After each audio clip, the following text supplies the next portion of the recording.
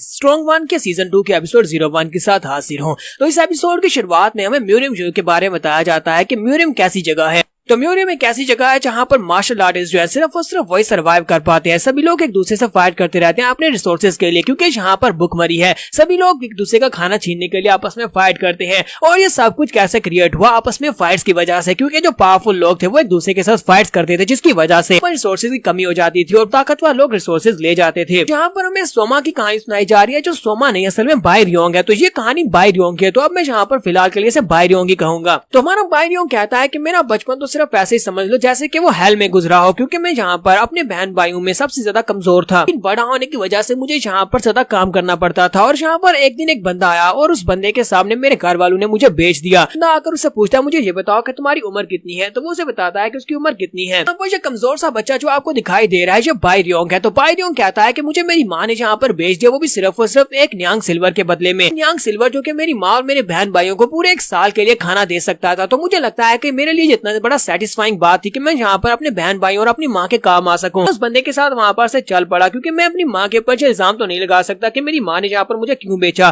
क्योंकि मेरे अलावा मेरे 4 और बहन भाई भी थे। इसका वो 1 साल तक अच्छा खाना तो खा सकते थे। मुझे लगा कि मैं वहाँ पर से निकल आया हूँ, लेकिन वहाँ पर से निकलने के बाद जब मैं अगली जगह पर पहुंचा तो मुझे पता चला कि असली हेल्थ तो ये है, क्योंकि वहाँ पर हमें मार्शल आर्ट्स की ट्रेनिंग दी गई और हमें बहुत ज्यादा मेहनत करनी पड़ी ताकि हम लोग अपनी बॉडी को मजबूत बना सके। वो मास्टर जो मैं अपने साथ लेकर गया था वो अंडरवर्ल्ड का किंग था, और अंडरवर्ल्ड के किंग ने हमें वहाँ पर स्पेशली पर्सनली ट्रेनिंग देना स्टार्ट की। यहाँ पर हमारा बाई रियोंग अकेला नहीं होता, बल्कि बाई रियोंग के साथ और भी बहुत सारे बच्चे होते हैं। तो अंडरवर्ल्ड किंग जो होता है वहाँ पर बहुत सारे बच्चों को ट्रेनिंग दे रहा होता है, और वहाँ पर उनको एक पहाड़ी के ऊपर चढ़ने का कहा जाता है जहाँ पर नीचे पानी होता है। जो वहाँ पर से गिर गया वो मर गया और सभी लोग ऊपर चढ़ रहे होते हैं। यहाँ पर हमारे बाई रियोंग के साथ उसके कुछ दोस्त होते हैं जो कि उसके पास से गिरते हैं। तो बाई रियोंग कहता है कि ये सभी लोग ऊपर से नीचे गिर रहे थे, और जहाँ पर से नीचे गिरकर इन सभी को मौत मिलती जो कि उनके लिए मुक्ति के बराबर थी। ये हेल थी, और हेल में से बचने का सिर्फ एक ही तरीका था कि आप मर जाएं। लेकिन मैं यहाँ पर मरने की हिम्मत भी नहीं जुटा सकता था, क्योंकि मैं बहुत ज्यादा बुज़दिल था। मेरे साथ वहाँ पर जितने बच्चे थे हम सभी लोगों के कोई भी नाम नहीं थे। हम सभी लोगों को वहाँ पर नंबर से बुलाया जाता था, और हम सभी नंबर्स में से आहिस्ता आहिस्ता ये नंबर्स काम होते गए। हमारे साथ जब वहाँ पर ट्रेनिंग आके बढ़ती गई, जितने दिन गुजरते गए उतने दिनों के साथ साथ मेरे दोस्त मरते गए। और एंड के ऊपर सिर्फ और सिर्फ हम में से 2 ही लोग बचे, और वहाँ पर मेरा एक दूसरा दोस्त था। सिर्फ और सिर्फ हम 2 ही बचे। हम दोनों के बचने पर अंडरवर्ल्ड किंग जो होता है वहाँ पर उनके सामने खड़ा होता है। वहाँ पर वो एक मोमबत्ती जलाता है और कहता है, मैं चाहता हूँ कि तुम दोनों जहाँ पर आपस में फाइट करो, अपनी अपनी तलवारें उठाओ। जब तक ये मोमबत्ती बुझेगी तब तक तुम दोनों में से एक मर जाना चाहिए, और अगर इस मोमबत्ती के बुझने तक तुम दोनों जिंदा रहे तो मैं तुम दोनों को मार डालूंगा। तो हमारा बाई रियोंग जो होता है ये काफी ज्यादा डरपोक होता है, लेकिन दूसरा वाला जो होता है वो अपनी तलवार उठाता है और कहता है कि चलो जल्दी से अपनी फाइट स्टार्ट करते हैं, क्योंकि हमारे पास और कोई रास्ता नहीं है। या तो हम दोनों में से एक को मरना पड़ेगा या फिर हम दोनों यहाँ पर मरेंगे। तो हमारा बाई रियोंग कहता है कि हाँ मेरे पास भी और कोई रास्ता नहीं है, मुझे भी यहाँ पर फाइट करना पड़ेगी, और वो दोनों वहाँ पर फाइट करना शुरू करते हैं। तो बाई रियोंग कहता है कि मैंने यहाँ तक पहुंचने के लिए बहुत ज्यादा मेहनत की है, मैं यहाँ पर अब इतनी आसानी के साथ एंड के ऊपर आकर मर नहीं सकता, क्योंकि मेरे बहुत सारे दोस्त मारे गए, और इन सभी के मरने के बाद अब मैं भी यहाँ पर नहीं मर सकता। मैं यहाँ पर जिंदा रहने के लिए फाइट करूंगा। और उन दोनों की फाइट होने के बाद एंड के ऊपर वो लड़का जो होता है, दूसरा लड़का जो होता है, उसकी तलवार टूट जाती है और वो पीछे पत्थर के साथ जाकर टकराता और गिर जाता है। उसके वहां पर गिरने के बाद हमारा बाई रियोंग अपनी तलवार को उसके सामने करता है, लेकिन वो तलवार चलाकर उसकी जान नहीं लेना चाहता। दूसरा लड़का उसे कहता है कि मुझे मार डालो, तुम मुझे मार क्यों नहीं रहे, क्योंकि ये बात तो यहाँ पर पक्की है कि मैं तुम्हें कभी भी नहीं हरा सकता, क्योंकि तुम्हारा स्टैमिना और तुम्हारी पावर्स मुझसे ज्यादा है, कि तुम मुझसे ज्यादा कमजोर दिखते हो। तुम्हारा बाई रियोंग उसे कहता है कि नहीं मैं तुम्हें नहीं मार सकता। तो दूसरा लड़का उसे कहता है कि मुझे समझ नहीं आती कि तुम अभी तक यहाँ पर सर्वाइव कैसे कर पाए हो।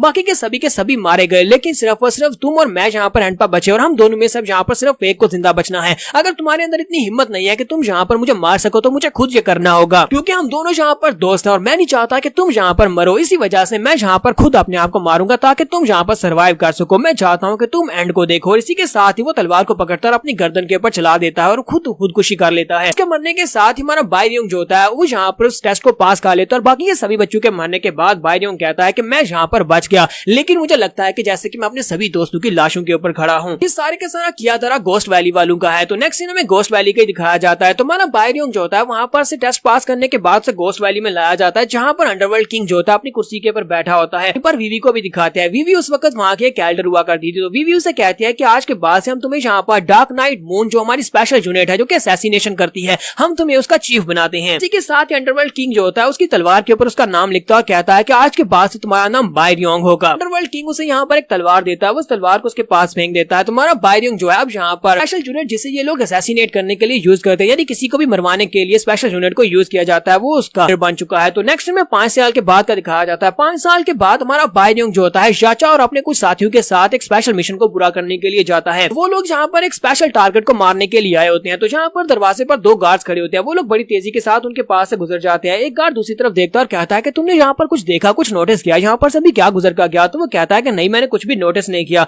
और इसी के साथ ही दोनों की गर्दनें कट जाती हैं, क्योंकि वहाँ पर से गुजरते हुए लोगों ने अपनी तलवारें चलाई होती हैं, जिससे वो दोनों गार्ड्स मर जाते हैं। तो ये काम हमारे बायरियोंग का होता है। तो बायरियोंग बड़ी तेजी के साथ अपनी तलवार घुमाते हुए दोनों गार्ड्स को मार देता है। तो याचा कहता है क्या तुमने यहाँ पर नोटिस किया हमारे चीफ बायरियोंग की तलवारबाजी कितनी ज्यादा कमाल किया, उसने यहाँ पर गुजरते गुजरते उन गार्ड्स को मार डाला। इन लोगों का टारगेट जो होता है वो फायर ड्रैगन स्वॉर्ड्समैन होता है। उसके हाथ में एक बड़ी सी तलवार होती है, वो अंदर अपने रूम में बैठा होता है। उसी वक्त उससे बाहर से आवाज आती है कि कुछ असैसिन यहाँ पर घुस चुके हैं। बायरियोंग सबसे आगे आगे होता है और उसके साथ ही होते हैं। बायरियोंग अपने साथियों से कहता है कि हमारा यहाँ पर टारगेट ड्रैगन स्वॉर्ड्समैन है, तो हमें जाकर फायर ड्रैगन स्वॉर्ड्समैन का गला काटना है। तो याचा उसे कहता है कि मैं उसे मारूंगा और बड़ी तेजी के साथ वो आगे बढ़ता है। जब वो लोग वहाँ पर बाकी के सभी सोल्जर से फाइट करते हैं, इसी के साथ ही याचा उन सभी को पार करते हुए आगे निकल जाता है। याचा को यहाँ पर फायर ड्रैगन स्वॉर्ड्समैन को मारने की जल्दी होती है, तो वो जल्दी से जाकर दरवाजे को किक मारता है। दरवाजे को तोड़कर जैसे वो अंदर घुसता है, इसी के साथ ही फायर ड्रैगन स्वॉर्ड्समैन जो होता है वो दरवाजे के पास ही छुपा होता है। वो अपनी तलवार लेकर उसकी गर्दन काटने के लिए उसके करीब पहुंच जाता है। उसकी तलवार जैसे याचा को काटने लगती है, इसी के साथ ही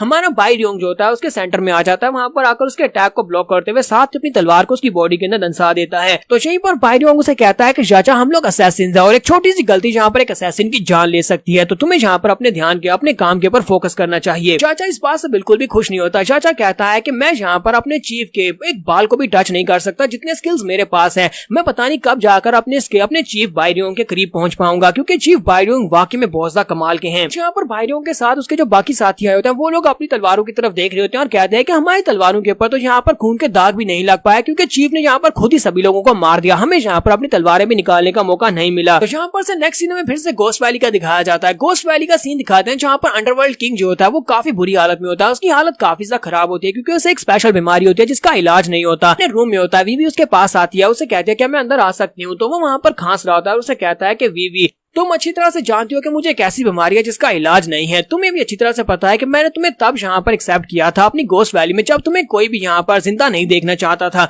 और अब यहाँ पर मैं अपनी लीडर की पोजीशन तुम्हें सौंपना चाहता हूँ। मैं चाहता हूँ कि तुम यहाँ पर घोस्ट वैली की अगली लीडर बनो। वीवी से कहती है कि मैं आपकी काइंडनेस को कभी भी नहीं भूलूंगी और हमेशा इस बात को अपने दिल में याद रखूंगी। आपने मेरे पर कितना बड़ा एहसान किया है।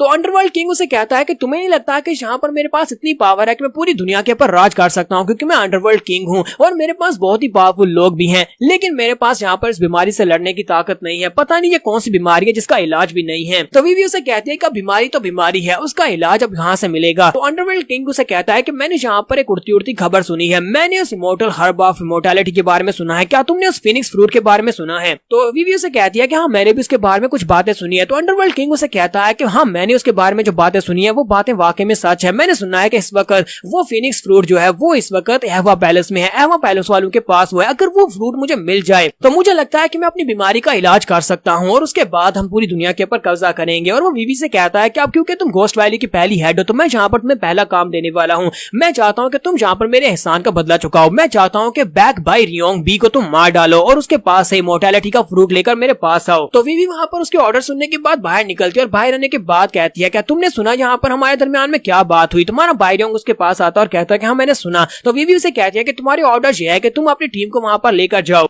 तुम्हें एवा पैलेस की हेड जिसका नाम बिग रियोंग बी है उसको मारना होगा। उसको मारने के बाद उन लोगों के पास से हर्ब ऑफ इमोर्टैलिटी को लेकर आना होगा, और अगर तुम इस काम को सही से कर लेते हो तो मैं तुम्हें टामरांग की पोजीशन दे दूंगी। तो ये इमोर्टैलिटी के फ्रूट को लेकर आने का काम हमारे बायरियोंग को दिया गया था। तो नेक्स्ट एपिसोड में देखेंगे कि हमारा बायरियोंग वहां पर जाकर इमोर्टैलिटी के फ्रूट को ला पाएगा या नहीं। तो एपिसोड की एक्सप्लेनेशन अच्छी लगी हो तो कमेंट करके जरूर बताइएगा। चैनल को सब्सक्राइब कर दें, वीडियो को लाइक और शेयर कर दें। शुक्रिया।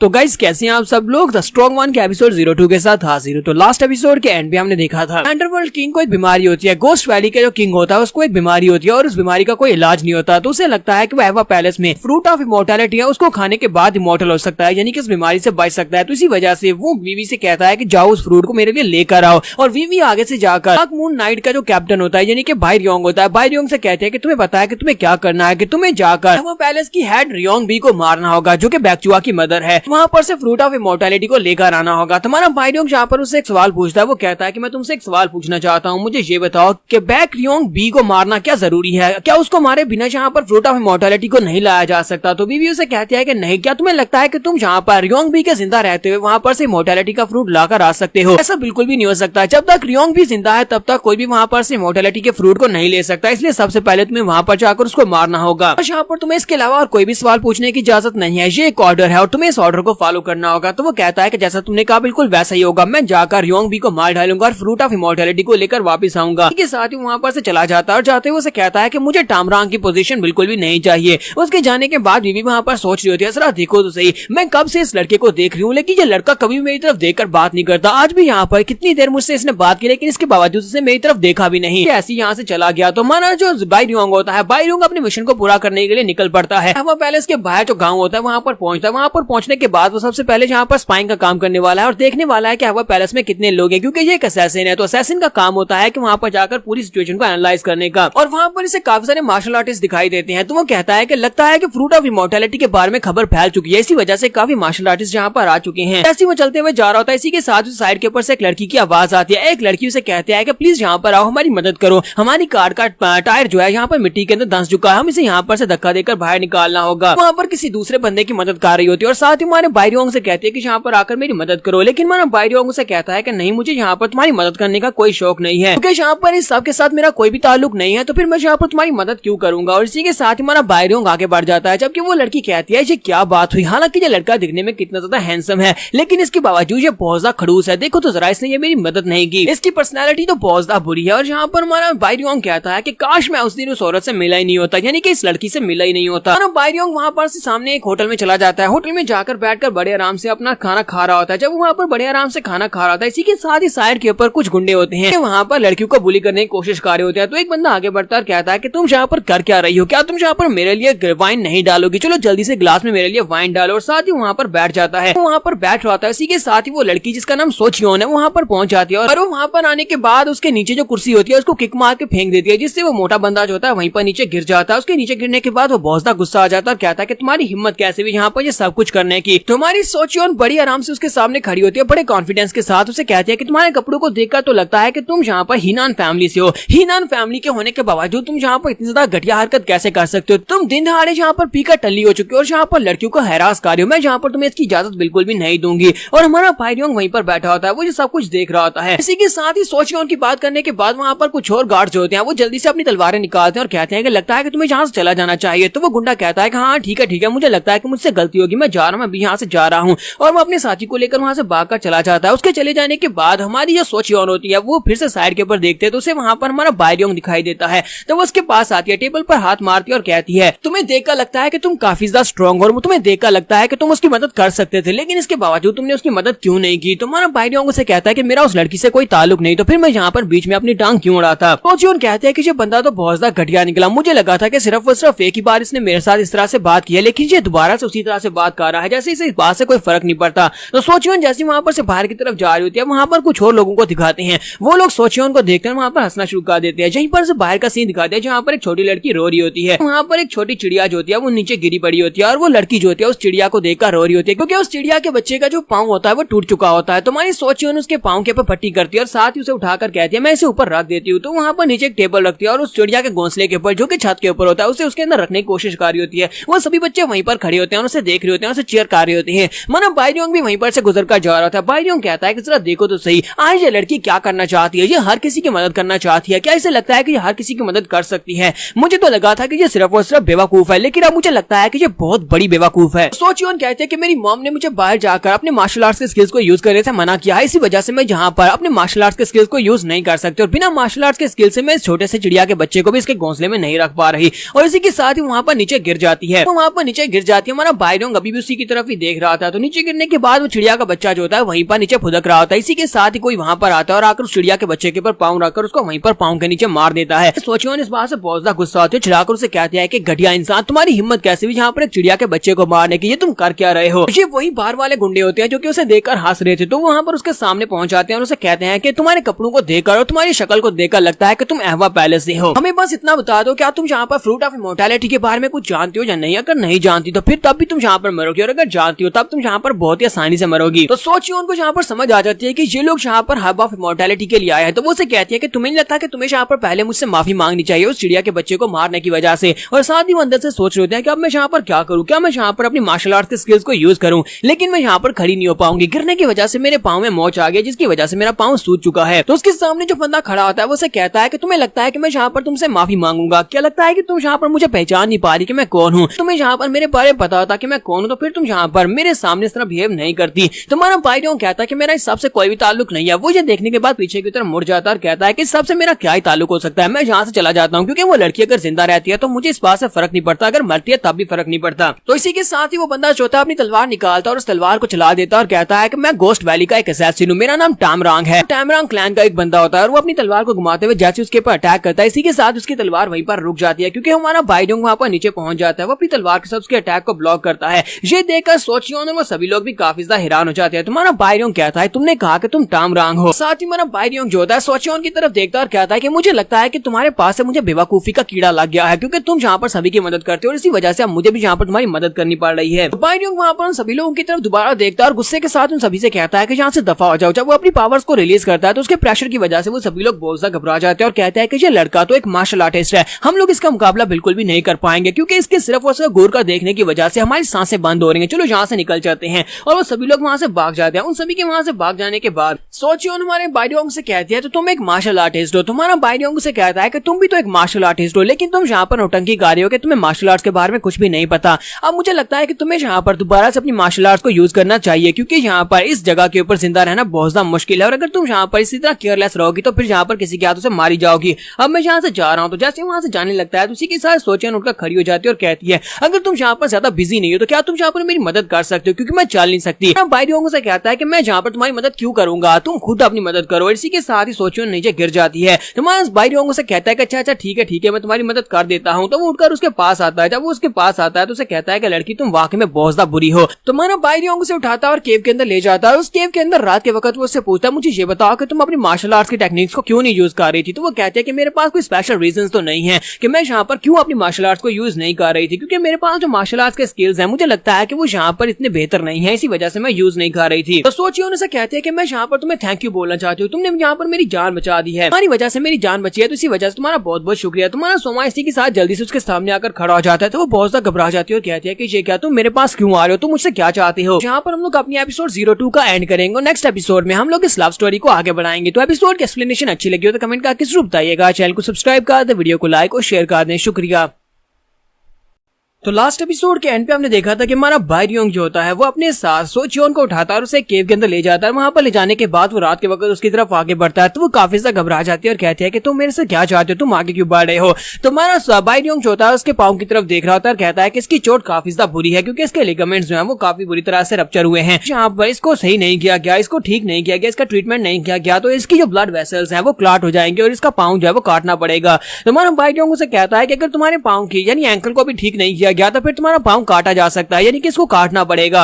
अब मुझे ये बताओ कि तुम यहाँ पर इसको ट्रीट करने दोगे या नहीं। फिर साथ ही हमारा बाइडियोंग जो होता है उसके पाँव के ऊपर एक पट्टी बांध देता है और साथ ही वहां पर एक स्पेशल एक्यूपंक्चर टेक्निक को यूज करता है और कहता है मैंने एक एक्यूपंक्चर टेक्निक को सीखा था जिससे हम लोग अपनी टूटे हुई हड्डियों को भी ठीक कर सकते हैं। वाली टेक्निक से मुझे लगता है कि तुम्हारा पाँव जल्दी ठीक हो जाएगा। उसके पाँव के ऊपर पट्टी बांधने के बाद जल्दी से साइड के ऊपर हट जाता है और कहता है कि ठीक है अब तुम सो सकती हो, मैं जाकर ध्यान रखता हूँ। और हमारा सोमा साइड के ऊपर जाकर बैठ जाता है। सोचियो अभी भी उसी की तरफ ही देख रही होती है और कहती है कि देखो तो जरा ये कितना ज्यादा अच्छा है, ये मार्शल आर्ट्स में भी अच्छा है, साथ ही मेडिकल साइंस में भी ये काफी ज्यादा अच्छा है। मैं इसके बारे में सोच रही थी ये इतना बुरा इंसान भी नहीं है। फिर साथ ही वो कहती है और ऊपर से ये काफी ज्यादा हैंडसम भी है। नेक्स्ट सीन हमें सुबह के वक्त का दिखाया जाता है। सुबह के वक्त दिखाते हैं कि हमारे बाइडियोंग ने उसे अपने कंधे के ऊपर पिगी बैग बनाकर उठाया होता है, पीठ के ऊपर उठाया होता है, सामने की तरफ चलता हुआ जा रहा होता है। तो वो उसे कहती है कि तुम्हारी बहुत बहुत शुक्रिया, तुम यहाँ पर मेरी मदद कर रही हो। तुम्हारा बाइडियोंग उसे कहता है कि मैं यहाँ पर खुशी से तुम्हारी मदद नहीं कर रहा, बस तुम्हारे घर छोड़ दो, उसके बाद मैं चला जाऊंगा। अब मुझे ये बताओ कि तुम्हारा घर है कहाँ पर। तो मैं उसे कहता कहता है कि हम लोग यहाँ पर कितनी देर से चल रहे हैं लेकिन तुम्हारा घर आ ही नहीं रहा। तो वो कहती है कि तुम्हें बस यहाँ पर इसी सड़क के ऊपर सीधा 4 घंटे के लिए और चलना होगा और उसके बाद मेरा घर आ जाएगा।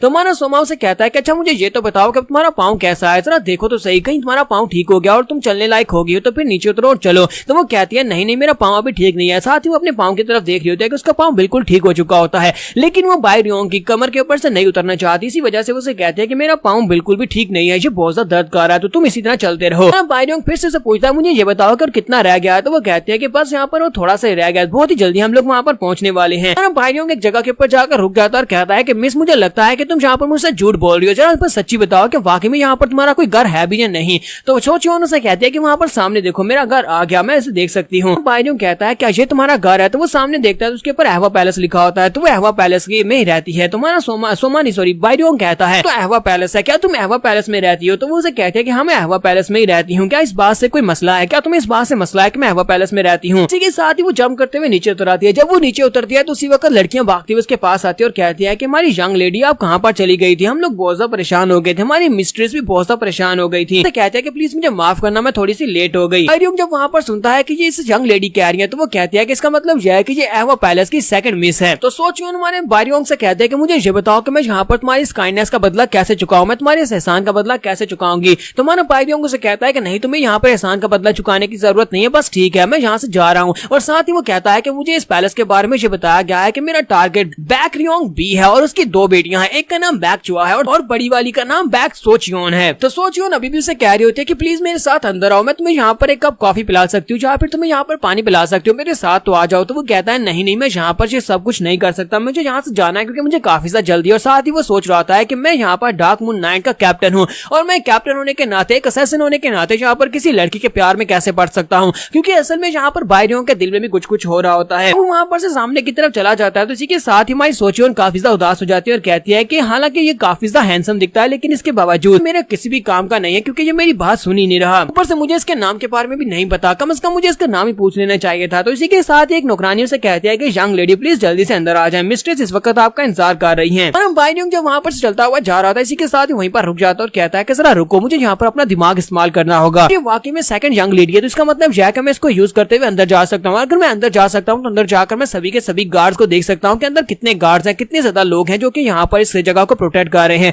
और इससे टारगेट को मारने में मुझे ज्यादा आसानी हो गई। साथ ही बाई रियोंग पीछे मुड़ता है और कहता है कि यंग लेडी अगर तुम्हें यहाँ पर तकलीफ ना हो तो क्या मैं यहाँ पर आज रात के लिए रुक सकता हूँ। जो उसकी बात सुनते ही बहुत ज्यादा खुश हो जाती है और कहती है हाँ क्यों नहीं, जल्दी से मेरे साथ आ जाओ। तो उसे अपने साथ लेकर अंदर की तरफ चलना स्टार्ट करती है। वो अपनी मॉम के पैलेस की तरफ जा रही होती है और रास्ते में हमारा बाई रियोंग जो होता है बाई रियोंग जो होता है वो रास्ते में वहाँ पर सभी गार्ड्स को काउंट कर रहा होता है। वो कहता है कि अभी तक यहाँ पर पूरे 137 स्टेप्स हुए हैं गार्डन से लेकर यहाँ तक और यहाँ पर अभी तक सिर्फ और सिर्फ 33 गार्ड्स हैं, यानी कि गार्ड्स काफी ज्यादा है। यहाँ पर गार्ड्स हैं वो सारी की सारी फीमेल हैं, ये सारी की सारी लड़कियां हैं। तो मुझे नहीं लगता कि इनमें से कोई भी यहाँ पर इतनी पावरफुल है कि मेरे अटैक को ब्लॉक कर सके। अगर मैं यहाँ पर असैसिनेशन अटेम्प्ट करूँ तो मुझे लगता है कि मैं यहाँ पर बड़ी आसानी से यंग बी को मार सकता हूँ। इसके साथ उन लोगों ने जहाँ पर उस तालाब के नीचे एक कमरा बनाया था, खुफिया कमरा, जहाँ पर हर्ब ऑफ इमॉर्टैलिटी पड़ी हुई है, वो उसे वहाँ पर भी लेकर जाती है और कहती है कि इस जगह को हम लोग सिर्फ और सिर्फ फैमिली वालों को ही दिखाते हैं और किसी को भी यहाँ पर आने की इजाजत नहीं है, सिर्फ और सिर्फ तुम्हें ये जगह दिखा रही हूँ। तो हमारा सोमा कहता है तो काफी ज्यादा अजीब है क्योंकि यहाँ पर काफी ज्यादा गार्ड्स हैं, ये यहाँ पर सिर्फ और सिर्फ एक नदी है और इस नदी के किनारे इतने ज्यादा गार्ड्स का क्या काम है, समझ नहीं आ रही कि यहाँ पर इतने गार्ड्स क्यों हैं। मुझे लगता है कि वहाँ पर नीचे कुछ ना कुछ तो है। तो वो अपने पास से एक बीड निकालता है और उसे सामने गैज़बो की तरफ फेंक देता है। तो वो बीड उड़ता हुआ सीधा जाकर पिलर के साथ टकराता है और वहाँ पर ग्राउंड के ऊपर गिरता है। जब वो ग्राउंड के ऊपर गिरता है तो इसी के साथ उसे नीचे से खनकने की आवाज आती है। तो हमारा बाई रियोंग कहता है कि मुझे लगता है कि वहाँ पर नीचे कोई खुफिया कमरा है जिसके खनकने की मुझे आवाज आ रही है। तो इसका मतलब यह है कि इस नदी के नीचे कुछ ना कुछ तो है जो छुपाया जा रहा है। तो सोचियो जब हमारे बाई रियोंग को अपने साथ लेकर पैलेस की तरफ जा रही होती है तो उसकी मॉम वहाँ पर रास्ते में आ जाती है। वो रास्ते में अपने साथ बैकचुआ को लेकर आती है। तो जैसे वो लोग वहाँ पर पहुंचते हैं तो उसे कहती है तो फाइनली तुम यहाँ पर अपने साथ किसी लड़के को घर लेकर आई हो। जबकि बैकचुआ अपनी बहन को देखकर बहुत ज्यादा खुश हो जाती है। वो जल्दी से जंप करते हुए आगे बढ़ती है और कहती है कि उन्हीं काफी दिनों के बाद तुम्हें देख रही हूँ, तुम कहाँ पर चली गई थी। तो बैक रियोंग भी वहाँ पर हमारे बाई रियोंग से कहती है कि पहली बार मेरी बेटी यहाँ पर किसी लड़के को अपने साथ लेकर आई है, तो इसी वजह से मैं यहाँ पर पर्सनली तुम्हें ग्रीट करने के लिए आया हूँ ताकि तुम्हें यहाँ पर से अपने पैलेस में लेकर जा सकूं। जबकि हमारा सोमा वहाँ पर उसके बारे में सोच रहा था कि ये कितनी ज्यादा पावरफुल है। तुम्हारा सोमा कहता है कि अगर यहाँ पर हमारे म्यूजियम में मार्शल आर्टिस्ट वुमेन के बारे में बात की जाए तो मुझे लगता है कि ये टॉप 3 में आती है। हमारी घोस्ट वैली की जो स्नो गर्ल वीवी है वो भी इतनी ज्यादा पावरफुल नहीं होगी जितनी ज्यादा ये पावरफुल है। अगर दोनों की फाइट हो तो मुझे लगता है कि ये कंपैरिजन के मुकाबले में थोड़ी सी स्ट्रॉन्गर है, यानी कि ये हमारी वीवी को हरा सकती है। मदर वहाँ पर हमारे बाई रियोंग के अंदर से एनर्जी को महसूस करती है और कहती है कि इस लड़के के पास से मुझे बिल्कुल भी मर्डरस हो रहा महसूस नहीं हो रहा, लेकिन इसके बावजूद मुझे यहाँ पर इसके बॉडी के अंदर से डार्क एनर्जी महसूस हो रही है, जैसे कि ये यहाँ पर किसी खतरनाक मिशन के ऊपर आया है। तो मुझे इसके ऊपर नजर रखना होगा। उसके बाद ये सभी लोग अंदर चले जाते हैं, टेबल के इर्द गिर्द बैठे होते हैं। तो रियोंग भी यहाँ पर हमारे भाई रियोंग से कहते हैं कि तुम्हारा बहुत बहुत शुक्रिया जो तुमने मेरी बेटी की मदद की है। तो वो उसे कहती है कि अफसोस मैं तुम्हें यहाँ पर ज्यादा दिन के लिए रुकने के लिए नहीं कह सकती, आज रात तुम यहाँ पर रुक सकते हो, लेकिन कल सुबह तुम्हें यहाँ से वापस जाना होगा क्योंकि यहाँ पर मर्द नहीं रुक सकते। हमारा भाई रियोंग से कहता है कि आपको परेशान होने की जरूरत नहीं है, सुबह होते ही मैं यहाँ से चला जाऊंगा। हमारा भाई रियोंग अभी भी यहाँ पर असैसिनेशन के बारे में सोच रहा था, कहता है कि ये वाली जो जगह यानी ये जो पैलेस है ये 487 स्टेप्स दूर है मेन गेट से। अगर मैं यहाँ पर असैसिनेशन करना चाहता हूँ तो मुझे रास्ते में सभी गार्ड्स को मारना होगा। गार्ड्स को मारकर सभी बिल्डिंग्स को पार करते हुए मुझे यहाँ तक पहुंचना होगा, यहाँ पर भाई रियोंग को रियोंग बी को मारना होगा। इसके साथ ही हमारा भाई रियोंग कहता है कि अगर मैं यहाँ पर वाकई में इस हेड को मारना चाहता हूँ यानी कि रियोंग बी को मारना चाहता हूँ तो मुझे लगता है कि ये बिल्कुल परफेक्ट टाइम है और बिल्कुल परफेक्ट जगह भी है, क्योंकि यहाँ पर ये मेरे बिल्कुल सामने खड़ी है और इस वक्त इसने अपना गार्ड डाउन किया हुआ है। अगर मैं यहाँ पर अभी इसके ऊपर अटैक करके इसको मार डालता हूँ तो ये मेरे लिए ज्यादा आसान रहेगा बात की मुश्किल से। इसी के साथ ही हमारा भाई रियोंग जो होता है अपनी तलवार की तरफ अपना हाथ आगे बढ़ाता है, वो अपनी तलवार को उठाने लगता है। जैसे वो तलवार को उठाने लगता है इसी के साथ ही वो सोचता है कि उसने यहाँ पर अटैक कर दिया, क्योंकि वो यहाँ पर पूरे का पूरा एनालाइज कर रहा होता है कि वो कैसे उसके ऊपर अटैक करेगा और कैसे यहाँ पर रियोंग बी को मार देगा। जब वो यहाँ पर सोच रहा होता है इसी के साथ उसे आवाज आती है, कोई उसे कहता है कि यहीं पर रुक जाओ, और इस बात से हमारा भाई रियोंग बहुत हैरान होता है, उसे झटका लगता है। तो दूसरी तरफ से हमारी रियोंग बी जो होती है वो गुस्से के साथ उसे वहाँ पर एक मैसेज दे रही होती है, एक साइलेंट मैसेज जो कि उसकी बेटी ना सुन सके। तो वो हमारे भाई रियोंग से कहते हैं कि मुझे इस बात से फर्क नहीं पड़ता कि तुम्हारी रियल आइडेंटिटी क्या है, लेकिन अगर तुमने यहाँ पर अपनी तलवार को निकाला, जैसे तुम अपनी तलवार को निकालोगे इसी के साथ ही मैं तुम्हें मार डालूंगी। तो यहाँ पर हमारी एपिसोड 03 का एंड होता है। तो एपिसोड की एक्सप्लेनेशन अच्छी लगी हो तो कमेंट करके जरूर बताइएगा। चैनल को सब्सक्राइब कर दें, वीडियो को लाइक और शेयर कर दें। शुक्रिया।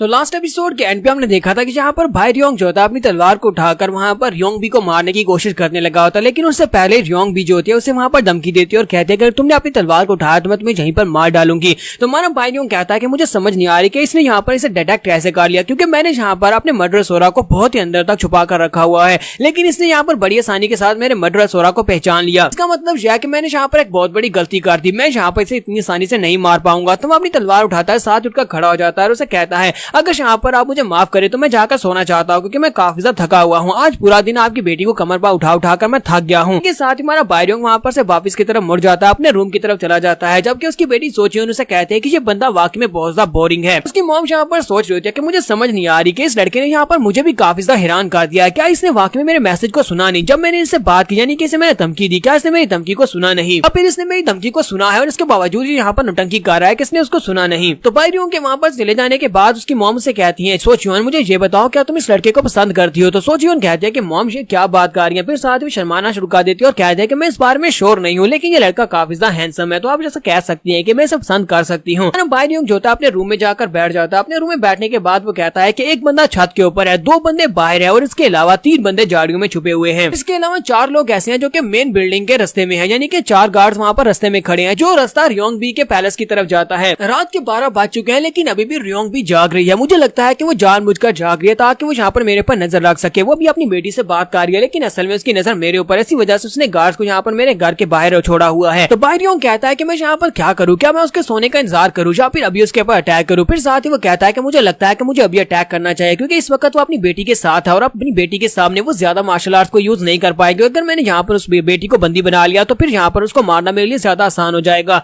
और इसी के साथ हमारा भाई रियोंग जो होता है छत के ऊपर जो बंदा होता है कान लगाकर उसकी बातें सुन रहा होता है, वो उसके ऊपर अटैक करता है और वो बंदा वहीं पर नीचे गिर जाता है। और इसी के साथ ही वो दरवाजे के बाहर जो 2 बंदे होते हैं उनके ऊपर भी अटैक करता है। बंदे नहीं सॉरी लड़कियां होती है तो वो उनके ऊपर अटैक करता है और वो दोनों भी वहीं पर गिर जाते हैं। इसी के साथ ही भाई रियोंग बाहर निकलता है। जैसे वो बाहर निकलता है तो वहाँ पर 3 लड़कियां जो झाड़ियों में छुपकर देख रही होती हैं, उनके देखते ही देखते भाई रियोंग सामने से गायब हो जाता है और उन तीनों के ऊपर अटैक करता है। तीनों को जख्मी करने के बाद आगे गुजर जाता है। तो भाई रियोंग कहता है कि अब मेरे पास और कोई रास्ता नहीं है, मुझे इस मिशन को पूरा करना होगा। तो भाई रियोंग वहाँ पर जाकर उनकी छत के बाहर जाकर उल्टा लटक जाता है और कहता है कि यही मौका है, अभी मुझे इसे मारना होगा। और वो अपनी तलवार को निकालता है और कहता है कि मुझे अपने मिशन को पूरा करना है। जैसे वो यहाँ पर ऐसी बात करके अंदर जाने लगता है उसी वक्त से अंदर से आवाज आती है। सोचियोन कहती है कि मॉम यहाँ पर मैंने अपना माइंडसेट बना लिया है, मैं उस लड़के को पसंद करती हूँ और मैं सुबह उसको बता दूं कि मैं उसे प्यार करती हूँ। अब ऐसा भी नहीं है कि मैं पहली बार ही देखकर उससे प्यार में पड़ गई थी, क्योंकि पहली बार तो हम दोनों के दरमियान मुझे इंटरेक्शन हुआ था वो बहुत ज्यादा बुरा हुआ था। इसने मेरे साथ बहुत ही बुरे से बात की थी जिसकी वजह से ये मुझे बिल्कुल ही पसंद नहीं आया था, लेकिन ये काफी ज्यादा अच्छा है। ये बात सुनने के बाद भाई रियोंग को भी झटका लगता है। वो कहता है क्या ये लड़की मुझसे प्यार करती है। फिर साथ ही वो कहता है कि मैं एक असैसिन हूँ, एक असैसिन किसी के प्यार में नहीं पड़ सकता क्योंकि प्यार कमजोरी होती है। कहता है कि मुझे यहाँ पर अपने काम को पूरा करना है, लेकिन मुझे यहाँ पर आज अपनी तलवार बहुत ज्यादा भारी लग रही है। तो वो कहता है कि मुझे यहाँ पर अपनी तलवार उठाई नहीं जा रही। फिर से सोचियोन की आवाज आती है। सोचियोन अपनी मदर से कहती है कि मदर, मैं इस बारे में श्योर हूँ कि मुझे यहाँ पर अपनी फीलिंग्स के बारे में अच्छी तरह से पता है। मुझे लगता है कि आप जब पहली बार हमारे फादर से मिली थी उस वक्त आपकी भी यही फीलिंग होगी, आपको भी उससे प्यार हुआ था, मेरे हमारे फादर से प्यार हुआ था। जबकि उसकी मदर जो होती है उसका ध्यान अभी भी बाहरियों के ऊपर होता है क्योंकि उसे पता होता है कि वो घर के बाहर है। तो वो कहती है कि मैं यहाँ पर उसे महसूस कर सकती हूँ कि वो यहीं पर बाहर है और बस वो अपनी तलवार निकालने की देरी है, कब वो यहाँ पर अपनी तलवार निकाले और मैं उसे मार डालूं। तो रियोंग भी वहाँ पर सोच रही होती है कि ये अपनी तलवार क्यों नहीं निकाल रहा है, ये अपनी तलवार निकालने में झिझक क्यों रहा है। अगर ये असैसिन है तो इसे अभी तक यहाँ पर आकर अटैक कर देना चाहिए था। क्या ये यहाँ पर मेरे डर की वजह से ये नहीं कर रहा क्योंकि इसे पता है कि अगर मुझसे फाइट करेगा तो हार जाएगा, या फिर मेरी बेटी की वजह से ये नहीं कर रहा क्योंकि हो सकता है कि सिर्फ मेरी बेटी से प्यार हो गया हो। और इसी के साथ हमारा बायरियोंग वहाँ पर से भाग जाता है और कहता है कि मुझे लगता है कि मिशन आज पॉसिबल नहीं है, आज यहाँ पर योंगबी को मारना बिल्कुल ही पॉसिबल नहीं है क्योंकि इस वक्त मेरे माइंड की स्टेट बिल्कुल भी ठीक नहीं है। मुझे लगता है कि मैं काफी ज्यादा कंफ्यूज हो रहा हूँ। फिलहाल के लिए मैं आधे मिशन को पूरा कर लेता हूँ, मैं जाकर वहाँ पर से टैलेंटी के फ्रूट को ले लेता हूँ, चलो आधा मिशन तो पूरा हो ही जाएगा। हमारे बायरियों के वहाँ चले जाने के बाद सोचियोन अभी भी यहाँ पर उसकी तारीफें की जा रही होती है। तो उसकी मॉम उसे कहती है कि मुझे लगता है कि तुम्हें जाकर उस लड़के को देखना चाहिए। जब तुम यहाँ पर बातें कर रही थी उस वक्त वो लड़का यहाँ पर बाहर पहुंचा था और उसके हाथ में तलवार थी और मड रेसोरा रिलीज कर रहा था, जैसे कि वो यहाँ पर हमें मारने के लिए आया है। ये बात तो बिल्कुल क्लियर है कि वो लड़का यहाँ पर हमें मारने के लिए आया है। इस वक्त वो हमारे अंडरग्राउंड रूम की तरफ जा रहा है जहाँ पर इमॉर्टैलिटी का फ्रूट रखा गया है। मुझे लगता है कि वो एक चोर है या फिर एक असैसिन है। सुनने के बाद सोचियोन भी काफी ज्यादा हैरान हो जाती है। तो उसकी मदर उसे कहती है मैं चाहती हूँ कि तुम जाकर उसे रोको क्योंकि अगर तुम उसे रोकोगी तो वो जिंदा बचेगा, लेकिन अगर मैं वहाँ पर जाऊंगी तो फिर तो वो पक्का मरेगा। सोचियोन अपनी मॉम से कहती है कि मॉम आपको वहाँ पर जाने की जरूरत नहीं है, मैं जाकर खुद से हैंडल कर सकती हूँ।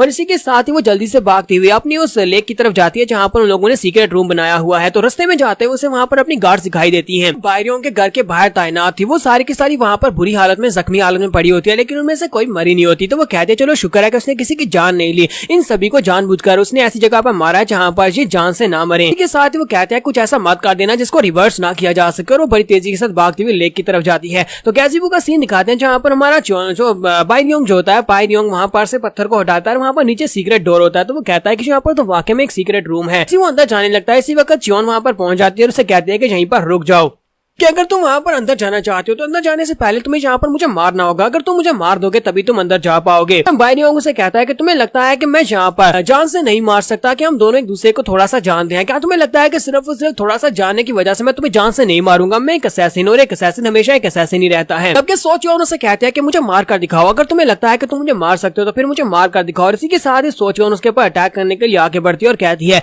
या तो फिर तुम मुझे मारो या फिर तुम मेरे हाथों से मरोगे। और इसी के साथ ही वो अपनी स्पेशल टेक्निक को यूज करते हुए उसके ऊपर अटैक करती है। जबकि दूसरी तरफ से बायरियोंग भी अपनी तलवार को घुमाता है और उसके ऊपर अटैक करना स्टार्ट करता है और कहता है कि एक असैसिन हमेशा एक असैसिन ही रहता है, चाहे कुछ भी हो जाए। और इसी के साथ ही वो अपनी तलवार को उसकी बॉडी के अंदर दंसा देता है। जब बायरियोंग यहाँ पर रुथलेसली अपनी तलवार को उसकी बॉडी के अंदर दंसा देता है तो सोचियोन को भी यहाँ पर इस बात से काफी बड़ा झटका लगता है। सोचियोन को लगा था कि यहाँ पर उसे जान से नहीं मारेगा। तो बायरियोंग उसे कहता है कि क्या तुम यहाँ पर ये सोच रही थी कि मैं तुम्हें नहीं मारूंगा, क्योंकि एक असैसिन हूँ और असैसिन का काम ही यहाँ पर लोगों को मारना होता है। तो जब वो वहाँ पर अपनी तलवार को उसकी बॉडी के अंदर दंसा कर खड़ा होता है, इसी के साथ उसकी मदर वहाँ पर पहुंच जाती है। तो रियोंग भी वहाँ पर आती है और कहते हैं कमीने कहीं कि तुम्हारी हिम्मत कैसी मेरी बेटी को मार देगी। जब वहाँ पर जबरदस्त लैंडिंग मारती है तो हमारा भाई रियोंग जो होता है पीछे की तरफ गिर जाता है। उसके गिरने के बाद रियोंग भी जो होती है अपनी बेटी के पास वहीं पर बैठ जाती है और उसको देखकर साथ बहुत ज्यादा गुस्सा हो जाती है और कहती है कि आज तुम यहाँ पर मेरे हाथ से बिल्कुल भी नहीं बचोगे। पहले मैं यहाँ पर तुम्हें सिर्फ और सिर्फ इसलिए छोड़ रही थी कि मेरी बेटी तुम्हें पसंद करती है। इसी के साथ ही वहाँ पर कुछ और गार्ड्स भी आ जाते हैं। तो ये स्पेशल आर्ट सोल्जर्स होते हैं जो कि हवा पैलेस के प्रोटेक्टर्स होते हैं और वो लोग वहाँ पर आकर उसके ऊपर अटैक करना स्टार्ट करते हैं। सभी लोग एक साथ उसके ऊपर अटैक कर रहे होते हैं, जबकि मदर काफी ज्यादा गुस्से में आगे बढ़ती है और कहती है कि तुम सभी लोग साइड के ऊपर हट जाओ, इस लड़के को तो मैं अपने हाथों से मारूंगी, कोई भी यहाँ पर बीच में नहीं आएगा। और वो आगे बढ़ती है और जाकर 3 हिमालय फिंगर्स टेक्निक को यूज करते हुए हमारे बायरियोंग के ऊपर अटैक करती है। बायरियोंग बहुत ही बुरी तरह से पीछे की तरफ गिरता है। अब हमारा बायरियोंग जो होता है वो दरख्तों को तोड़ता हुआ काफी दूर जाकर गिरता है। तो वो सोच रहा होता है कि मुझे लगता है कि मैं यहाँ पर इसका मुकाबला अकेले नहीं कर सकता, ये बहुत ज्यादा स्ट्रॉन्ग है, यहाँ पर इन सभी लोगों को अवॉइड करना होगा। इसी के साथ वो भागना शुरू कर देता है। तो रियोंग भी उसे कहते हैं क्या तुम्हें लगता है कि तुम यहाँ से भाग भागकर जा सकते हो। ये तो अच्छी बात है कि तुमने यहाँ पर मेरी 3 ही वाली फिंगर टेक्निक को बर्दाश्त कर लिया, क्योंकि यहाँ पर इस टेक्निक को ज्यादा लोग बर्दाश्त नहीं कर पाते। तुम आज यहाँ से भागकर बिल्कुल भी नहीं जा सकते। तो बायरियोंग भागता हुआ जा रहा था और कहता है कि सिर्फ और सिर्फ एक ही अटैक में बहुत ही बुरी तरह से जख्मी हो गया हूँ, मुझे वापस अपने होटल में जाना होगा। वो वहाँ पर से भागकर जा रहा था। इसी के साथ ही रियोंग भी उसके सामने आकर खड़ी हो जाती है और गुस्से के साथ उसे कहती है कि मुझे ये बताओ, तुम्हें क्या लगता है कि तुम्हारे जैसा एक बमरा हमारे जैसे फ्लावर गार्डन में आकर यहाँ पर से हमारी खुशबू को चोरी करके लेकर जा सकता है। बायरियोंग जब अपनी तलवार को घुमाकर उसके ऊपर अटैक करता है तो उसी के साथ उसकी तलवार जो होती है वहाँ पर धुआं बन जाती है। तो वो कहता है कि ये क्या लगता है ये लोग यहाँ पर अपनी स्पेशल मार्शल आर्ट्स की टेक्निक को यूज करें, जिसे अटैक एलिमिनेशन मार्शल आर्ट्स कहा जाता है। बायरियोंग कहता है कि ये हर किस्म की मार्शल आर्ट्स की टेक्निक को तो यहाँ पर एलिमिनेट नहीं कर सकती और वो फिर से उसके ऊपर तलवार घुमाना स्टार्ट करता है। लेकिन वहाँ पर दूसरी तरफ से वो स्पेशल टेक्निक के साथ उसकी सारी की सारी मार्शल आर्ट्स की टेक्निक्स को डिस्पेल कर देती है और इसी के साथ ही उसके करीब पहुंचती है और कहती है कि तुमने यहाँ पर जो बहुत बड़ी गलती की है उसके बदले में अब यहाँ पर तुम्हें अपनी जान देनी होगी। और इसी के साथ वो 3 ही वाली फिंगर टेक्निक के मिडिल फिंगर टेक्निक को यूज करते हुए उसकी चेस्ट के ऊपर मारते हैं, जिससे हमारा बायरियोंग ग्राउंड के ऊपर जाकर ड्रम से गिरता है। और यहाँ पर हम लोग अपनी एपिसोड 04 का एंड करेंगे। नेक्स्ट एपिसोड में देखेंगे कि हमारा बायरियोंग यहाँ पर से रियोंग बी के अटैक से बचकर भाग पाएगा या नहीं। इसके बाद इन दोनों की लव स्टोरी का आगे क्या बनेगा ये हम लोग नेक्स्ट एपिसोड में देखेंगे। तो एपिसोड की एक्सप्लेनेशन अच्छी लगी हो तो कमेंट करके जरूर बताइएगा। चैनल को सब्सक्राइब कर दे, वीडियो को लाइक और शेयर कर दें। शुक्रिया। तो गाइस कैसे हैं आप सब लोग। द स्ट्रॉन्ग वन के एपिसोड 05 के साथ हाजिर हो। तो लास्ट एपिसोड के एंड पे हमने देखा था कि हमारे बायरियोंग के ऊपर अटैक होता है, जिसकी वजह से वो पानी के अंदर जाकर गिरता है। वहां पर से उठने के बाद वो कहता है कि मुझे यहाँ पर कुछ सेकंड्स का टाइम चाहिए होगा ताकि मैं यहाँ से भाग सकूं, लेकिन उसके लिए मुझे पहले इस रियोंग बी की आंखों को अंधा करना होगा। पहले मुझे कुछ ऐसा करना होगा जिसकी वजह से थोड़ी देर के लिए मेरे ऊपर से अपनी नजर हटा ले। तो हमारा बायरियोंग वहीं पर पानी के अंदर गिरने के बाद जब बायरियोंग उसकी तरफ आगे बढ़ी होती है और उसे मारने के लिए करीब पहुंच रही होती है और उसे कहती है कि तुम यहाँ पर मुझसे बच नहीं पाओगे, जब तक कि तुम्हारे पास इंडेस्ट्रक्टिबल बॉडी ना हो तब तक तुम मुझसे नहीं बच पाओगे। और बायरियोंग कहता है कि अभी यहाँ पर मेरे पास एक चांस है और वो पानी के अंदर अपनी तलवार घुमाता है और वहां पर पानी ऊपर की तरफ उछलता है। जब पानी ऊपर की तरफ उछलता है तो हमारा बायरियोंग पीछे से भागने की कोशिश करता है। तो रियोंग भी उसे कहते हैं तो तुम यहाँ पर स्मोक स्क्रीन बनाना चाहते हो ताकि तुम यहाँ से भाग कर जा सको। तो वो वहां पर पानी के ऊपर अटैक करती है ताकि पानी को साइड के ऊपर किया जा सके और दूसरी तरफ देखती है तो वहां से भाग चुका होता है। बायरियोंग वहां से बड़ी तेजी से भाग कर जा रहा था। वो कहता है कि मैं जल्दी से जल्दी यहाँ से निकलना होगा इससे पहले कि ये दोबारा मेरे पीछे पहुंच जाए। तो उसी वक्त मिस्ट्रेस के साथ ही उसके पास पहुंचते हैं। वो सभी सोल्जर उससे कहते हैं कि मिस्ट्रेस अब हम लोग क्या करें, क्या हम लोग उसका पीछा करें और उसे पकड़कर आपके पास ले आए। तो वो कहती है नहीं, तुम्हें उसका पीछा करना है लेकिन उसे मारना मत। साथियों के पास उसे फॉलो करो और देखो कि वो कहां पर जाता है। मैं देखना चाहती हूँ कि आखिर वो कहां से आया और कहां पर वापस जाएगा। इसके साथ ही वो आठू जो होते हैं उसका पीछा करने के लिए निकल पड़ते हैं। जो बायरियोंग होता है वहां पर सीधा एक होटल के अंदर जाता है। जाकर होटल के अंदर अपने बॉडी के ऊपर पट्टियां लपेटता है और साथ ही अपने मुंह से खून खांस रहा होता है और कहता है मैंने यहाँ पर इस आर्मर को नहीं पहना होता, डीमन फेस आर्मर को नहीं पहना होता तो फिर तो यहाँ पर मेरी हालत खराब हो चुकी होती, मेरी हड्डियां टूट चुकी होती, मेरी पसलियां टूट जाती। कि मैंने इस आर्मर को पहना हुआ था। फिर साथ ही वो कहता है कि लगता है कि इस बार मैं बहुत ही बुरी तरह से फंस चुका हूँ। इस वक्त भी बाहर काफी सारे लोग हैं जो कि मेरे पर नजर रखे हुए हैं, यानी कि उनके सोल्जर्स अभी भी बाहर मौजूद हैं। अगले दिन का दिखाया जाता है। अगले दिन दिखाते हैं कि वहाँ पर दूसरी तरफ सोचियोन को भी क्योंकि चोट लगी होती है। सोचियोन अभी तक जिंदा होती है, उसकी बॉडी के अंदर तलवार आर पार हुई होती है, लेकिन वो वहाँ पर उसको ट्रीट कर रहे होते हैं। माम उसे कहते हैं कि सोचियोन तुम काफी ज्यादा लकी हो कि उसकी तलवार जो थी उसने तुम्हारे मेन आर्गन को हिट नहीं किया। तलवार जो थी वो तुम्हारे दिल और फेफड़ों के बीच में से निकल गई, यानी कि दिल के साइड से होकर निकल गई। अगर दिल के अंदर लगती तो फिर तुम नहीं बच सकती, तुम मर जाती। अब उस घटिया इंसान के बारे में सोचना बंद कर दो क्योंकि उसने ऐसी लाइन को क्रॉस किया जिसे उसे क्रॉस नहीं करना चाहिए था। अब दोबारा उसका तुम्हारे साथ कोई भी ताल्लुक नहीं हो सकता। इसी के साथ एक सोल्जर वापस आती है और आकर उसे कहते हैं कि मिस्ट्रेस मेरी बात सुने। तो वो कहती है हाँ बताओ क्या हुआ। तो वो कहती है पिछले कुछ दिनों से वो होटल के अंदर रुका हुआ है और उस होटल के अंदर से वो बाहर नहीं निकला। वो होटल स्मैक जे में है। इसका मतलब यह है कि वो लड़का जो है वो गोस्ट वैली से आया होगा और हमें हमारे पास जो उसका स्केच है उस स्केच के मुताबिक तो उसको यहाँ पर तलाश किया और हमें जो सोर्सेज से पता चला है उसके मुताबिक वो गोस्ट वैली से ही आया। गोस्ट वैली की एक स्पेशल यूनिट है जिसे डार्क नाइट मून्स यूनिट कहते हैं। वो असैसिनेशन की एक यूनिट है और वो उसी यूनिट का कैप्टन है और उसका नाम कैप्टन बायरियोंग है। तो यहाँ पर इन लोगों को ये इन्फॉर्मेशन पता चल जाती है कि ये गोस्ट वैली से आया है। तो इसी वक्त दूसरी तरफ का सीन दिखाते हैं जहाँ पर हमारा बायरियोंग जो होता है अपनी तलवार लेकर अपने कपड़े छपड़े पहनता और कहता है कि मुझे यहाँ से निकलना होगा। मुझे लगता है कि इस बार मैं इस मिशन को पूरा कर सकता हूँ। मुझे लगता है कि पहले मुझे वापस अपने पैलेस में जाना होगा, यानी गोस्ट वैली में वापस जाना होगा और उसके बाद अपनी टीम के साथ यहाँ पर मिशन को पूरा करने के लिए आऊंगा। इस वक्त भी बाहर काफी सारे लोग हैं। लगता है कि जैसे मैं बाहर निकलूंगा वो सभी लोग मुझे पकड़ लेंगे। उस रियोंग बी ने जो टेक्निक यूज की थी उसकी वजह से मेरी काफी ज्यादा इंटरनल ऑर्गन्स जो डैमेज हुए हैं और इस वक्त मेरी पसलियां बहुत ही बुरी तरह से दर्द कर रही हैं। नहीं लगता कि मैं इन सभी से फाइट कर पाऊंगा, लेकिन इसके बावजूद मुझे यहाँ से निकलकर वापस तो जाना पड़ेगा ताकि मैं अपनी टीम के पास जा सकूं। जैसे वहाँ पर जाने लग के बारे में सोच रहा था कि उठकर बाहर जाऊं, इसी के साथ ही दरवाजा खुलता है। जब दरवाजा खुलता है तो इसी के साथ ही वो अपना हाथ चलाता है और उसकी गर्दन के ऊपर मारने लगता है क्योंकि उसे लगता है कोई सोल्जर अंदर आया, लेकिन इसी के साथ ही वहीं पर रुक जाता है क्योंकि वो सोचियोन होती है। तो सोचियोन उसके सामने खड़ी होती है तो हमारा बायरियोंग वहीं पर रुक जाता है और कहता है कि तुम यहाँ पर क्या कर रही हो। तो सोचियोन आगे जाती है और जाकर खिड़की खोल देती है और कहती है कि ये क्या तुमने खिड़की क्यों नहीं खोली हुई, अंदर कितनी ज्यादा स्मेल हो गई है और घुटन की वजह से यहाँ पर मुझे बिल्कुल भी अच्छा नहीं लग रहा। तो जबकि हमारा भाई रियोंग से कहता है कि तुम ठीक कैसे हो, तुमने तो अभी तक मर जाना चाहिए था, तुम अभी तक जिंदा कैसे हो। तो वो उसे कहती है तुम्हारी वजह से, मैं इसलिए वजह से जिंदा हूँ क्योंकि तुमने वहाँ पर मुझे जानबूझकर मारा नहीं था, तुमने मेरे वाइटल ऑर्गन्स को हिट नहीं किया था, जिसकी वजह से मैं अभी तक जिंदा हूँ। तुम्हें यहाँ पर परेशान होने की जरूरत नहीं है, भाई जितने सोल्जर हैं उनमें से कोई भी तुम्हारे पर अटैक नहीं करेगा जब तक मैं जहाँ पर हूँ। तो भाई रियोंग से कहता है क्या तुम यहाँ पर मुझे मारने के लिए आए हो, क्या तुम बदला लेने के लिए आई हो। तो वो कहती है कि नहीं, मैं यहाँ पर तुम्हें मारने के लिए नहीं आई, क्योंकि अगर मैं यहाँ पर तुम्हें मरता हुआ देखने के लिए आई होती तो मैं बाहर खड़ी होती और सभी सोल्जर्स को अंदर भेजी ताकि वो तुम्हारे पर अटैक करके तुम्हें मार डालें। लेकिन मैं यहाँ पर तुम्हें मरता हुआ देखने के लिए बिल्कुल भी नहीं आई, बल्कि मैं यहाँ पर किसी और काम के लिए आई हूँ। मैं तुम्हें बचाना चाहती हूँ। मुझे अच्छी तरह से पता है कि तुम एक स्ट्रॉन्ग लड़के हो, चाहे तुम कितने स्ट्रॉन्ग क्यों ना हो, तुम मेरी मदर के खिलाफ नहीं जीत पाओगे। मेरी मदर एक मार्शल आर्टिस्ट है और वो एक हाई रैंक की मार्शल आर्टिस्ट है, इसी वजह से तुम मारे जाओगे। बस यहाँ पर तुमसे एक बात पूछने के लिए आई हूँ, मुझे तुमसे एक बात जाननी है। मुझे ये बताओ क्या तुमने जानबूझकर मुझे नहीं मारा था या फिर तुम मुझे मारना चाहते थे और तुम्हारी तलवार जो है वो गलती से सही जगह के ऊपर लगी नहीं। भाई रियोंग से कहता है कि तुम यहाँ पर इस बारे में क्यों सोच रही हो कि मैं यहाँ पर तुम्हें जान से नहीं मारना चाहता था, मैं तुम्हें जान से मारना चाहता था, लेकिन गलती से तलवार जो है वो तुम्हारे हार्ट के अंदर नहीं लगी, थोड़ा सा मिस हो गया, वरना तुम मर गई होती। तो सोचियोन उसे कहती है लेकिन तुम्हारी बातें सुनने के बाद ऐसा बिल्कुल भी नहीं लगता, तुम्हें देखकर लगता है जैसे कि तुमने जानबूझकर वहाँ पर मुझे मारा नहीं था, क्योंकि तुम भी मेरे बारे में कुछ ना कुछ फील करते हो, इसी वजह से तुम्हारी तलवार वहाँ पर हिचकिचा गई थी। तो भाई रियोंग कहता है कि ऐसा बिल्कुल भी नहीं है, मैं वहाँ पर हेसिटेट क्यों करूंगा। साथ ही वो कहता है कि मैं एक असैसिन हूँ और एक असैसिन कभी भी हेसिटेट नहीं करता। सोचियोन उसे कहते हैं क्योंकि अगर तुम उस वक्त मुझे मारना चाहते तो तुम यहाँ पर मेरे पर हार्ट के ऊपर अटैक करते, डायरेक्टली मेरे हार्ट को स्टैब करते या फिर मेरी गर्दन ही काट देते,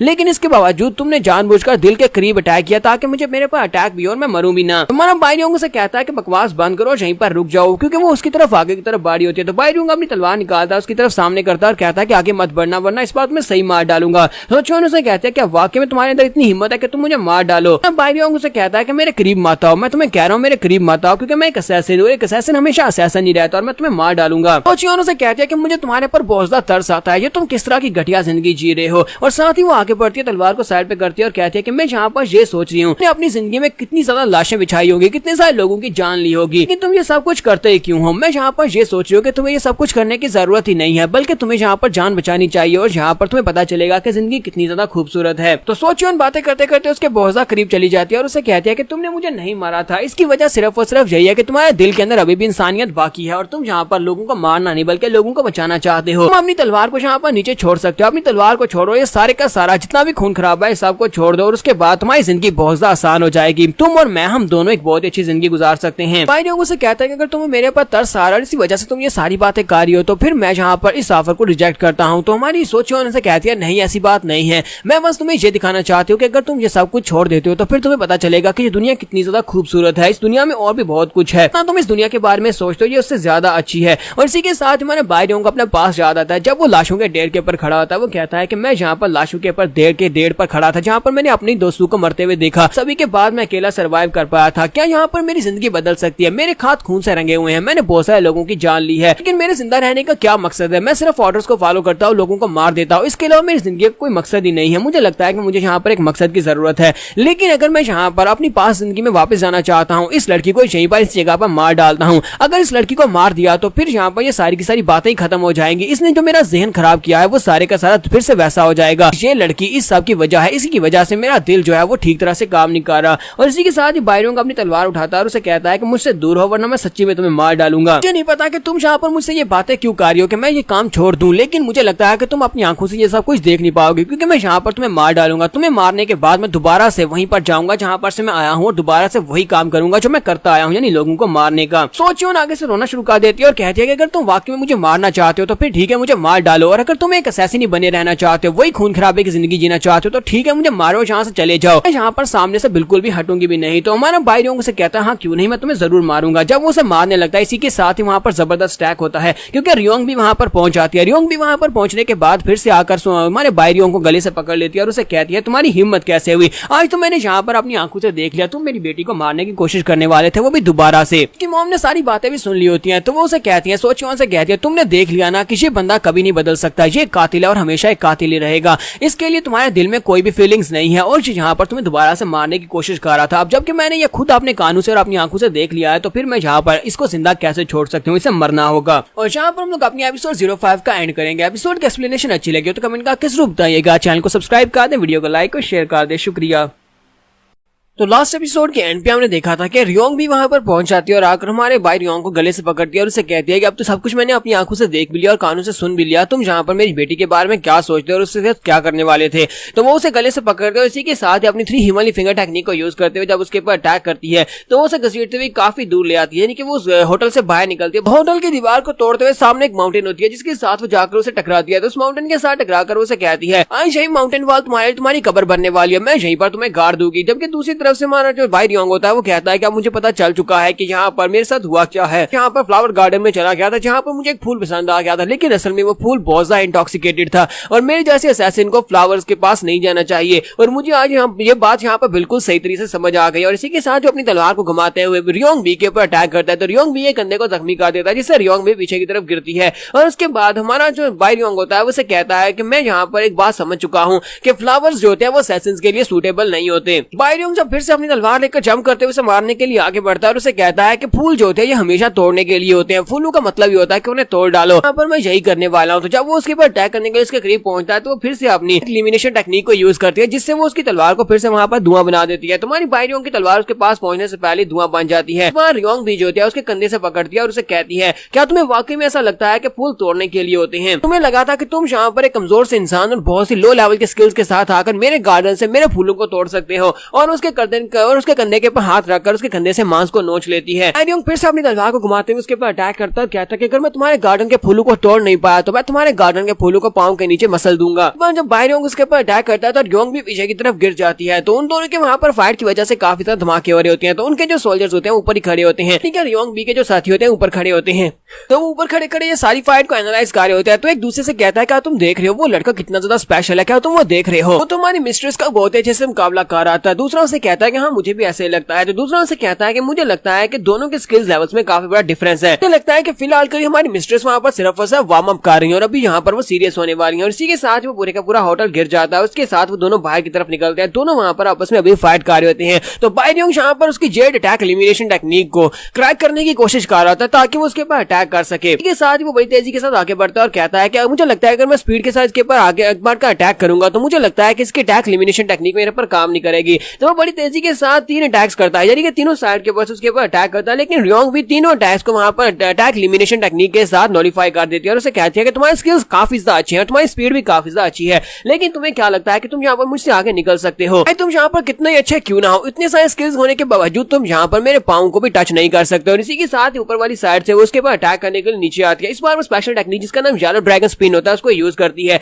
जब वो येलो ड्रैगन स्पिन को यूज करती है तो इसी के साथ हमारा भाई रियोंग जो होता है वो घूमता हुआ काफी दूर जाकर गिरता है, वो ग्राउंड के ऊपर जाकर पटकता है तो वहीं पर नीचे गिरकर उसकी हालत काफी ज्यादा बुरी हो जाती है। और रियोंग भी जो होती है उसके ऊपर जाकर बैठ जाती है और साथ ही अपनी उंगली को उसके माथे पर रखती है और कहती है कि अब यहाँ पर तुम्हारी लाइफ को खत्म करने का वक्त आ चुका है। जबकि हमारा भाई रियोंग वहां पर सोच रहा होता है क्या मैं यहाँ पर मरने वाला हूँ, क्योंकि ये सब कुछ यहाँ पर खत्म होने वाला है। इसके अटैक की वजह से मेरी सारी की सारी की पावर स्कैटर हो चुकी है और मैं यहाँ पर और ज्यादा की पावर को यूज नहीं कर पाऊंगा। मैं की पावर को यूज नहीं कर सकता तो मैं अपनी बॉडी को मूव भी नहीं कर पाऊंगा। इसी के साथ साइड के ऊपर से आवाज आती है, कोई रियोंग बी से कहता है कि बैक रियोंग बी, ये तो बहुत ही बुरी बात है कि तुम यहाँ पर अपनी फुल पावर्स को यूज करते हुए एक छोटे लड़के के ऊपर अटैक कर रहे हो जिसके स्किल्स तुमसे बहुत ज्यादा इंफीरियर हैं। नहीं लगा था कि तुम्हारे जैसी मार्शल आर्टिस्ट को इस तरह करना चाहिए। और इसी के साथ ही वो अपनी आइस के साथ उसके ऊपर अटैक करती है। जब वो आइस के साथ उसके ऊपर अटैक करती है तो वो भी उसके अटैक्स को अवॉइड करती है और कहती है कि तुम कौन हो, कहां पर हो। साथ ही वो अपने हाथ की तरफ देखती है कि उसका हाथ जो होता है वो बर्फ में जमा होता है। तो वो कहती है कि ये तो एक्सट्रीम जिन एनर्जी है, क्या तुम चोनशान की माउंटेन गर्ल वीवी हो, चोनशान माउंटेन की स्नो गर्ल वीवी, क्या फिर मैं तुम्हें यहाँ पर गोस्ट वैली की नई हेड कहूँ, क्योंकि अब तुम गोस्ट वैली की नई हेड बन चुकी हो। वीवी उसे कहती है कि तुम जो चाहे मुझे कह सकती हो, लेकिन ये बंदा जिसे तुम मारने की कोशिश कर रही हो इसे तुम मार नहीं सकती, इसे मैं अपने साथ लेकर जाने वाली हूँ। तो बैक रियोंग बी उसे कहती है कि तुम्हें ऐसा क्यों लगता है कि तुम इसे अपने साथ लेकर जा सकती हो? तुम्हें क्या लगता है कि मैं तुम्हारे जैसे एक मॉन्स्टर से डर जाऊंगी? मैं तुम्हारे जैसे एक मॉन्स्टर से बिल्कुल भी नहीं डरने वाली। तो हमारी वीवी उसे कहती है हाँ ठीक है तुम यहाँ पर मुझसे मत डरो, लेकिन कम से कम तुम्हें इस बात का डर तो होना चाहिए कि तुम अपनी बेटी की जान खो दोगी। जरा दूसरी तरफ देखो। तो इसी के साथ ही वो साइड के ऊपर देखते हैं तो वहाँ पर चाचा खड़ा होता है। तो चाचा ने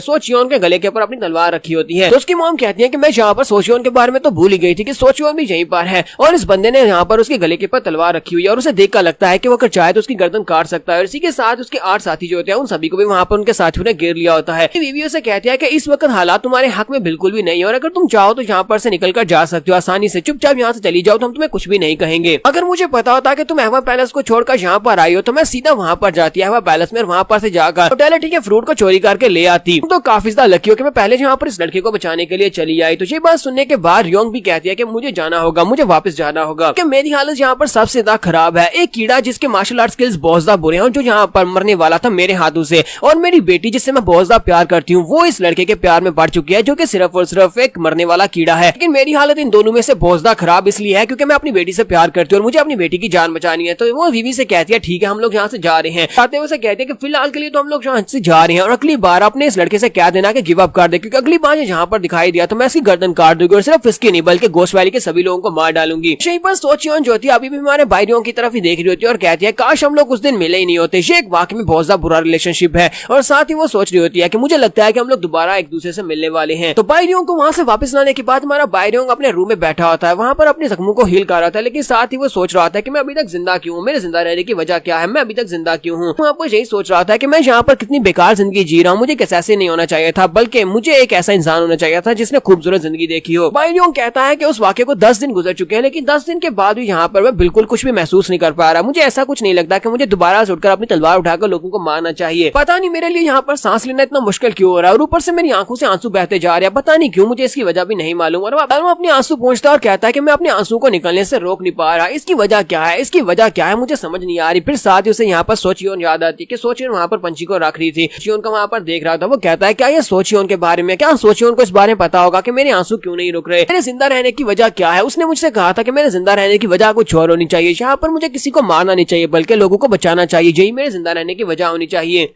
तो भाइयों कहता है कि मुझे अगर सवालों के जवाब चाहिए तो मुझे लगता है कि मुझे सोचियोन से जाकर मिलना चाहिए, मुझे सोचियोन से मिलना पड़ेगा तभी मेरे सवालों के जवाब मिलेंगे। तो वहाँ पर बैठे बैठे याचा से कहता है याचा मैं चाहता हूँ कि तुम फिलहाल के लिए मुझे मत ढूंढना, मैं कहीं जा रहा हूँ, मैं किसी से मिलने के लिए जा रहा हूँ। याचा से कहता है कि ठीक है हम लोग तुम्हें नहीं ढूंढेंगे और इसी के साथ हमारा भाइयों वहाँ से भागता बाहर निकल जाता है। तो वो वहाँ पर सोचियोन से मिलने के लिए जाता है। भाइयों कहता है कि इससे पहले कि देर हो जाए मुझे जाकर सोचियोन से मिलना होगा। तो वो उसी होटल में चला जाता है जिस होटल को उन लोगों ने तोड़ा था, वो उस होटल में जाता है। इसके बाद अहवा पैलेस का सीन दिखाते हैं कि अहवा पैलेस से उनकी यंग मिस जो सोचियोन जो होती है वो भी उठकर भाग गई होती है। मिस्ट्रेस वहाँ पर आती है और आकर नौकरानियों से पूछते हैं मुझे बताओ कि वो कहाँ पर है। तो वो लोग कहते हैं कि वो लोग तो काली यहाँ से चली गई थी, उन्होंने यहाँ पर आपको बताने से मना किया था। तो मिस्ट्रेस गुस्से के साथ कहती है कि वो यहाँ से काली चली गई थी, तुम लोगों ने मुझे बताया क्यों नहीं, तुम्हारी हिम्मत कैसे मुझे ना बताने की। तो वो कहती है कि मिस्ट्रेस ने हमें स्ट्रिक्टली कहा था कि वो आपको इस बारे में कुछ भी ना बताएं, आप उसे बाहर नहीं जाने देंगी। मदर गुस्से के साथ कहती है कि आखिर उस लड़की के दिमाग में चल क्या रहा है, वो कहाँ पर भाग कर जा सकती है। फिर साथ ही वो अपने लोगों से कहती है कि जाओ जाकर उसको ढूंढ कर लाओ, अगर वो वापस आने से मना करे तो उसे खींचते हुए वापस ले आना, तुम्हें इस बात की इजाजत है। साथ ही नेक्स्ट में होटल का दिखाया जाता है जहाँ पर हमारा बाइरियोंग होता है। बाइरियोंग उठकर खिड़की खोलता है और बाहर बहते हुए पानी को देख रहा होता है। इसी के साथ ही हमारी सोचियोन उठती है और जाकर उसे पीछे से गले से लगा लेती है और उसे कहती है इतनी जल्दी क्यों उठ गए, तुम्हें थोड़ी देर और मेरे साथ सोना चाहिए था। बाइरियोंग उसे कहता है हाँ क्यों नहीं, तुम्हारे साथ ही तो फिर से सोना है। और इसी के साथ ही वो उसे वहाँ पर किस करता है। ये दोनों तो यहाँ पर वाकई में प्यार में पड़ गए हैं। तो एक अहवा पैलेस की यंग मिस और दूसरी तरफ से दूसरा जो है वो गोस्ट वैली का असैसिन है। और असैसिन की जॉब छोड़ना कोई इतना आसान काम नहीं होता क्योंकि वो लोग इसे वहां से निकलने नहीं देंगे। और हम लोग इस लव स्टोरी का अंजाम अगले एपिसोड में देखेंगे कि दोनों का क्या बनेगा।